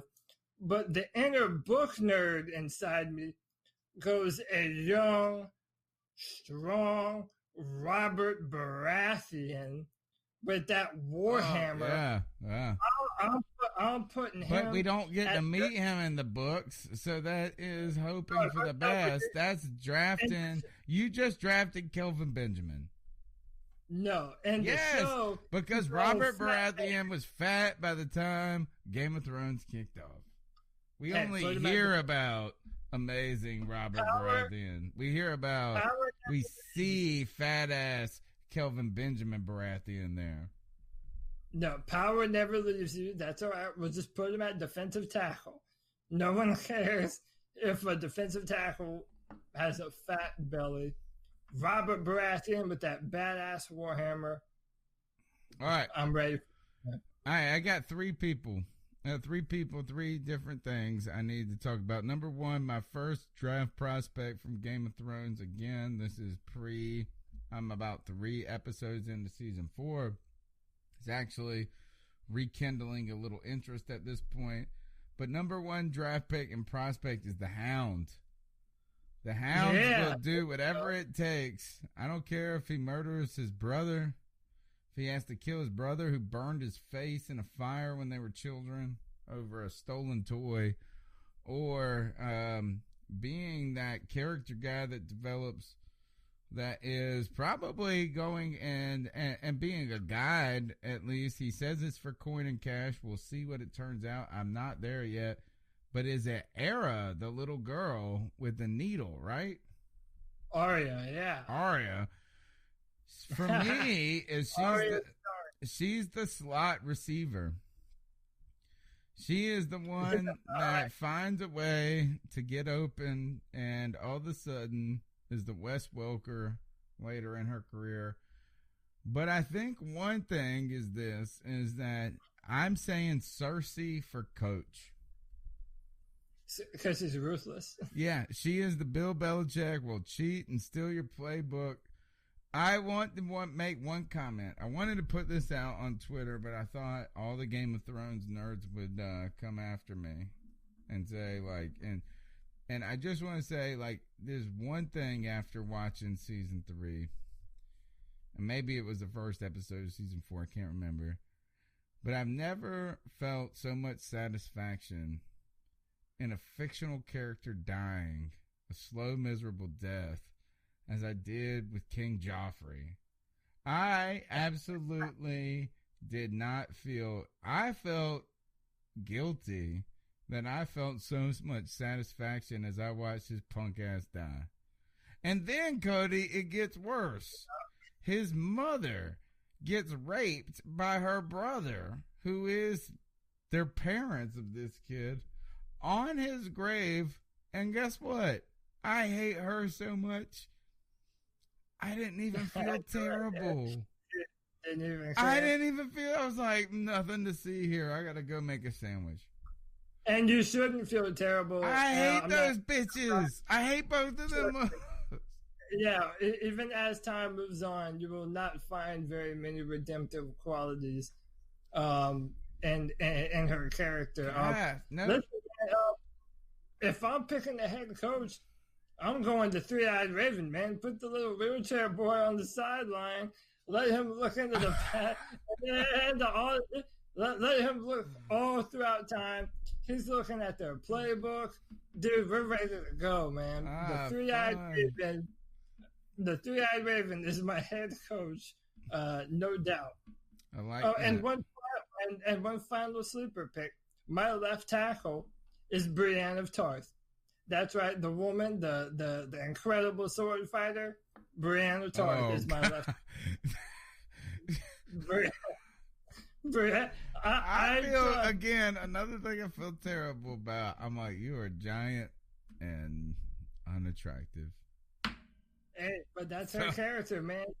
That's her character. She's a bad. I feel awful about myself. That was all in the same episode. I felt like I needed to go to confession afterwards. She is not a looker. She is someone meant to beat your ass, She and could that's be your what I want. fullback. I feel like she could be a fullback. Protector, man. I want her at tackle. Yeah. And you're right. anytime You're right. I think you're right. Chop their asses down, dude. Brienne of Tarth, left tackle, with the 16th pick in the NFL draft. Woman of integrity. Yeah, right there. 100%. Woman of love. All right.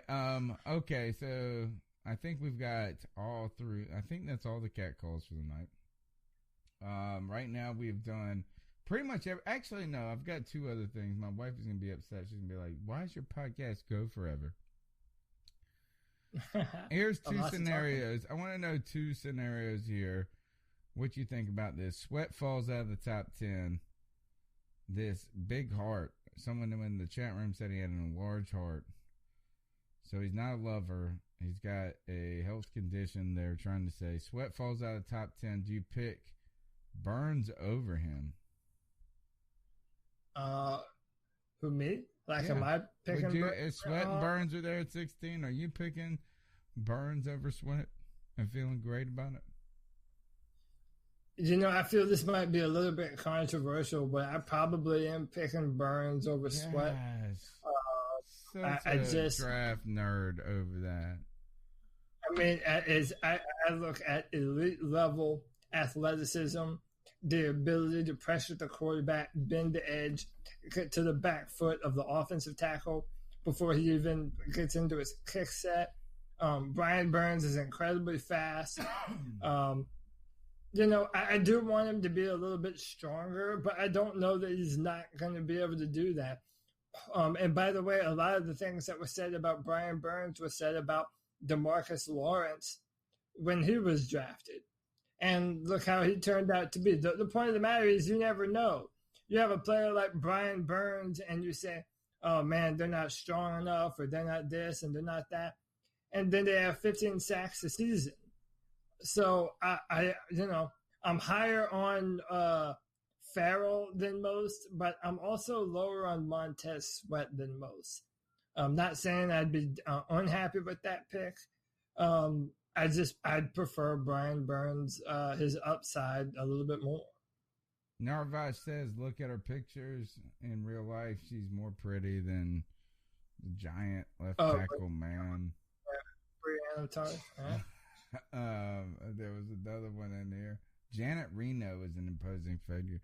Janet Reno, I feel like she was like the educational secretary or something like in the 80s. I don't know who that is on Game of Thrones, but I feel like Janet Reno was a politician or a civil servant in the 90s at some point. Can't remember that one. By the way, Scott Thomas says Burns can't play with his hand in the dirt. Sweat can do both. Burns played over 70% of his snaps with his hand in the dirt. I mean, Brian Burns was a 4-3 defensive end for the Seminoles. So I don't adhere to that at all. He needs to put on some muscle mass. And I mean, is that true? Yes. But the frame, the athleticism, he's proven the ability to be able to do both at a very high level. So, yeah, absolutely. He will be able to put his hand in the dirt and rush as a 4-3 defensive end. And he just needs some time to grow into his frame a little bit more. But I do prefer Brian Burns over Montez Sweat. All right, scenario number 2. Who has to fall to 33, 34, where all of a sudden the Panthers are interested in moving up a few spots and getting a guy who dropped out of the first into the second? It's a hard question. Down. A hard question right there, but a lot of receivers going late in the first, I think, could disrupt some things and maybe in the favor of the Carolina Panthers. If you are starting some of those receivers coming off the board in the first, some of those guys that you have a first-round grade on, maybe a safety, maybe an offensive lineman, all of a sudden at 36, 33 become appealing. Yeah, man. I mean, so one guy. Give me one guy you want to fall out of the first that's legitimate, that you would be okay with trading a fourth or your second and your fourth to move up 6 spots and get. So to jump back into the first round. Or maybe ultimately if you jump to, I think that the Panthers would try to jump into the 34, 35 spot because it doesn't have the premium of jumping into the first round, but ultimately achieves the same thing. So I think if you jump to 29, you got to give a little bit more just because you're jumping into the first. But if there's a guy there at 35, 33 that you really believe in, who's the guy that should have been a first-round pick that's sitting there at 33, you're ready to pull the trigger on no matter what. Yeah, man. And so there's a few different players. Jeffrey Simmons, the defensive tackle, who Adam Martin just mentioned, he would be a top 10 pick in this year's draft had he not torn his ACL. And they even said that had he not torn his ACL, or that even though he did tear his ACL, he might be able to play in the back end of this season. So Jeffrey Simmons is there. How about Dexter Lawrence? 342 pounds. I mean, he's so athletic. Almost ran a 4.9 40 time at the combine. People are going to want to put him at 3-tech. He's more than just a big space eater at defensive tackle. I believe he has a ton of upside, an absolute ton. Even though defensive tackle isn't our most pressing issue right now, Dexter Lawrence or Jeffrey Simmons might have to be the player that I picked there, especially if we draft an offensive tackle in the first round. So, all right. Yeah, that's right. So what we've got some scenarios where, we're hoping that the Panthers get a golden Easter egg that drops into their basket from the top 10 into their lap at 16. We're hoping that they do not do any of this nonsense that some of the people are floating out there and selecting a quarterback in the second round. I do want to read these names out to you. We won't have to talk about all of them or any of them. Here are the number 16 pick over the last 10 years in the NFL draft. Last year in 2018, the Buffalo Bills selected inside linebacker Tremaine Edmonds. In 2017, the Baltimore Ravens selected Marlon Humphrey at cornerback. We get Taylor Decker by the Detroit Lions, offensive tackle, in 2016. Right now, you say any one of those names, and I don't know if any of us. I mean, obviously, Tremaine Edmonds. It's Buffalo. Who cares? And second, only a year in. Taylor Decker, 16 pick. You want, if the Panthers are picking him 3 years later, you want to be dominant player. I don't know if that's where he's at, because all I see with the headlines are the Detroit Lions are interested in bolstering their offensive line. But obviously that could still be the case even if he was playing well. So what I'm trying to get to, Cody, is 16 is a tough pick. But in 2015, I think the best name so far on this list goes to Houston at cornerback, Kevin Johnson. What year was that? 2015, Kevin Johnson, just coming out now and really hitting free agency, was a guy that's a priority list. That's a good name. 2014 gets even better. Zach Martin, guard with the Cowboys, 5 Pro Bowls, 3-time All-American. You're talking about the Panthers at 16. If you draft a player like Zach Martin, 5 years from now, you're pretty darn happy. 5 Pro Bowls, 3 all-time All-Americans. Yeah, that Zach Martin pick, that worked out for the best, did it not? One of the best guards in all of football. I don't know, man. See, this is where me and you differ. I really don't like to look at other picks and say, oh, well, this is the type of player that's drafted at 16. Dude, nobody knows, man. No one has a crystal ball. You do look back and just go, is that ultimately your middle of the pack at 16 has this player changed your team? Zach Martin and Kevin Johnson are the best names on that list, because here's 2 other names. E.J. Emanuel for the Bills, quarterback. Quentin Coples, who we mentioned earlier in the show, inside line. I feel like this is the Coples pick in 2012 could be the Panthers pick in 2016. A team that's trying to inject some youth and athleticism into their defensive line. They're trying to adjust to a 3-4 system.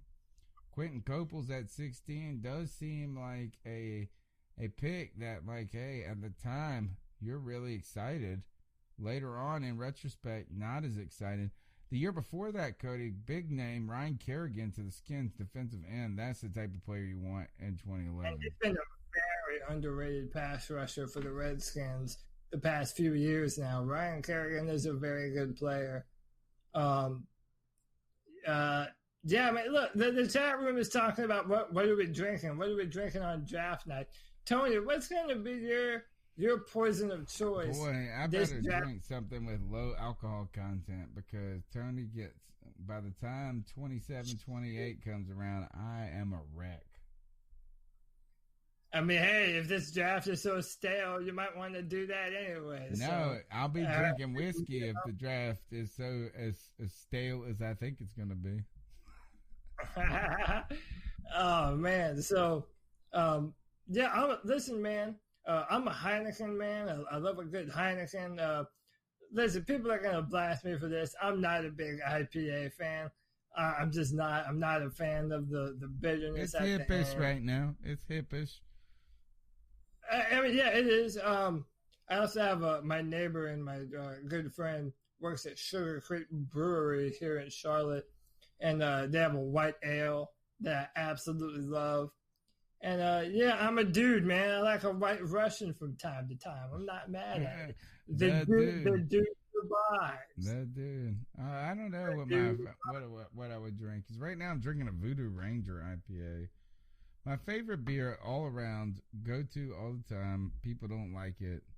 Big Box craft beer, Sierra Nevada Pale Ale. It's my go-to. It's like that's my go-to giant beer there. But I drink everything. That's the problem. Unfortunately, you better hope I start with water and move to the IPAs. If I get into the IPAs in the first 10 picks, it's going to be a mess at pick 26. All right. Yeah. Last, I think that's it. That's all I've got for the night. We got to get into those ice up picks real quick. And I do want to mention earlier, but before everybody checks out the stream for the night, if you want to join us on draft night, please message me on Twitter. We want you all to come hang out and chill with us on draft night. But we have to make a schedule, because it gets crazy. When we get over 6 people in the hangout at the same time, it's a little hard to keep up with. So we do have to kind of make an outline of when we hope them to get on. It's not a firm time commitment, but Cody, we need them to message us so we know how quickly we're trying to cycle people and what we're trying to do with the flavor of the show. Absolutely. But the point is that we do want you to join us. And if we're going to have enough time to do that, message me on Twitter at CODYLAC.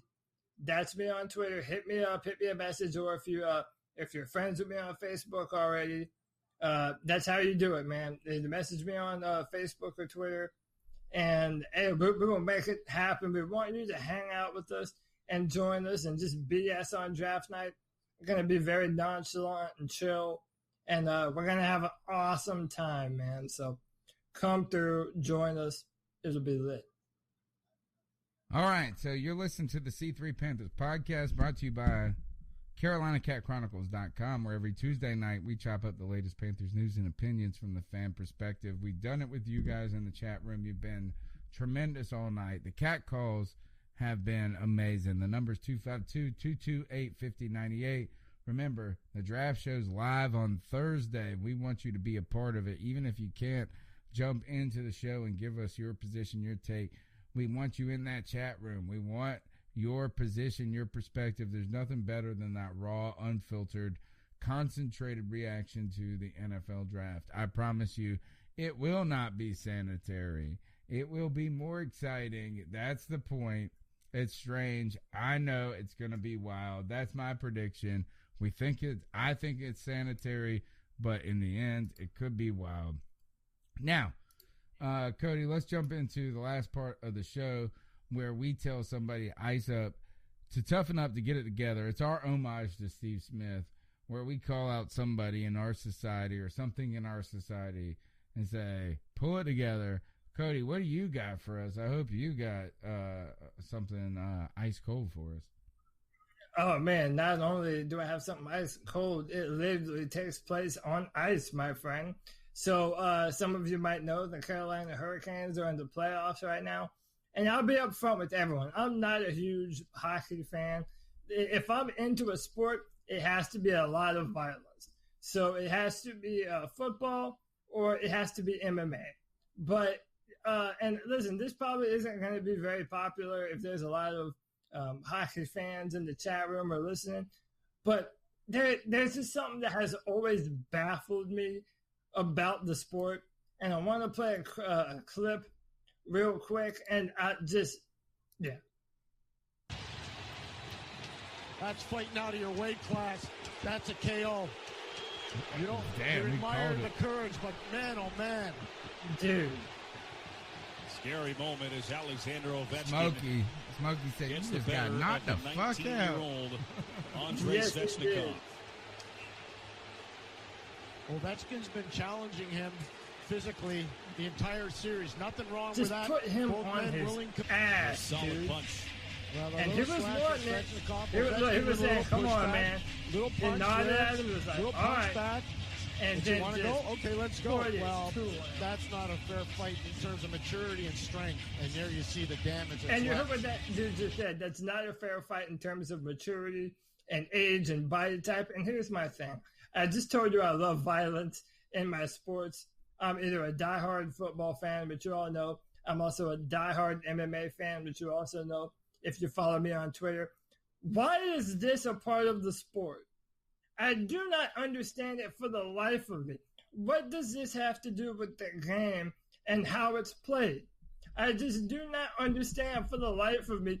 Everyone has to take a break, throw down their gloves, and start just beating the shit out of the Don't other be a players. pansy, man.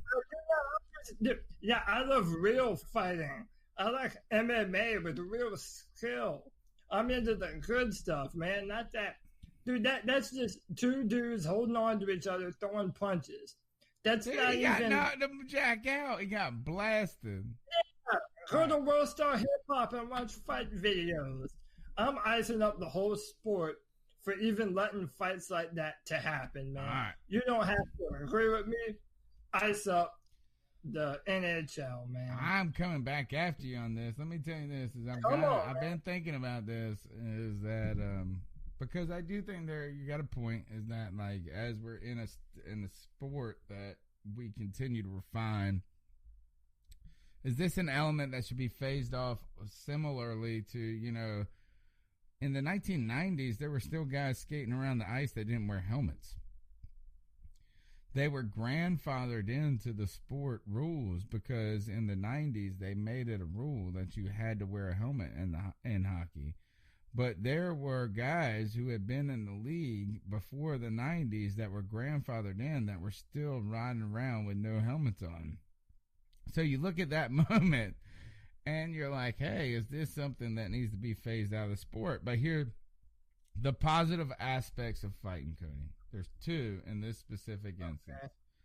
Number one, a fight in the NHL is similar to a coach in basketball, in college basketball, getting an intentional technical. You're firing up your team despite the consequences. Now, in this case, Svechnikov, right? I think is the player, 19-year-old player. Look, the Carolina Hurricanes get fired up after this. Sadly, he has knocked the fuck out in the process, but boy, they come back and they win 2 games right there.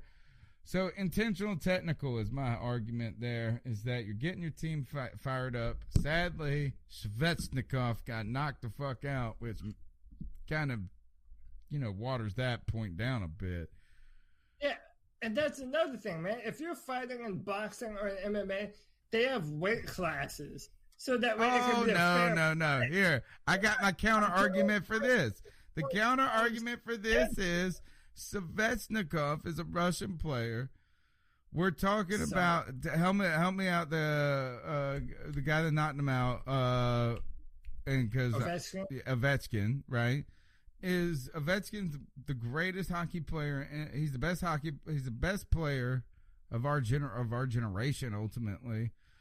Somebody who likes hockey, who watched the Marc Messier, who knows kind of the shadow cast by Wayne Gretzky, but understands the Mario Lemieux or the Jaromir Jagr. Ovechkin is an underrated, dominant player of his sport. So my next argument is this: is that this is the equivalent. If you're Svechnikov, Ovechkin is your idol. If I'm going to get knocked the fuck out, I want to get knocked the fuck out by Cam Newton or Luke Kuechly. Catch me in the hospital in a full body cast with 2 thumbs up saying I tried my best. Luke Kuechly broke my body. Cam Newton threw a football through my heart. This is why this fight is okay, Cody. If you want to hype someone up, score a goal. He did. He had 2 in a row in the game before. It took him getting knocked the hell out for them to win a game. Did you enjoy watching high school football? Yeah, I mean, I guess. I skipped high school personally, so I can't argue on that on a personal note. But you enjoy seeing people of the highest skill set go at it and compete, right? That's why you prefer NFL football, right? Okay, I don't want to see a bunch of sloppy amateurs out there throwing punches, and it's doing not a damn thing to help their team win. They're not doing anything, man. It's there's no technique to it. They're on ice, so it's not realistic anyway, man. Listen, you might be a staunch defender of it. I just think that it's the dumbest thing Last in the reason world. they fight in the NHL that's different from other sports is they got that stick, and it's a weapon. And boy, do you torment people all throughout the game with that stick. So that's what I'm saying is that mugs get a little salty throughout the game. All right, but I understand this. All right, my ice-up pick this week goes to Freddie Mitchell. I'm pretty sure I've iced him up somewhere else on this podcast. Freddie Mitchell's the first-round draft pick by the Philadelphia Eagles. And this week, Lane Johnson, who is, I believe you said, the right tackle of the Eagles, correct? Yeah. Right now, who's protecting Carson Wentz, came out in defense of Carson Wentz and was very critical of Donovan McNabb. He said, and you wonder why nobody respects you when you come back. Because Donovan McNabb is making some statement about if Carson Wentz can't carry them past the second round of the playoffs in the next 2 years, the Eagles need to be considering moving on because he's demonstrated, too, that he's not the most durable. Now, I'm okay with Lane Johnson coming out and defending his guy.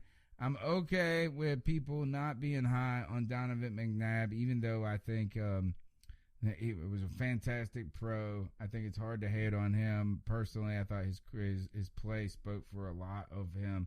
But there are a lot of stories surrounding his personality and kind of things like this. But when Freddie Mitchell comes in there and goes, oh, shit, and puts the popcorn emojis out and says, that guy screwed my whole NFL career, love that people are seeing that real now. Sorry, Freddie Mitchell. It wasn't Donovan McNabb that screwed your career. You screwed your career.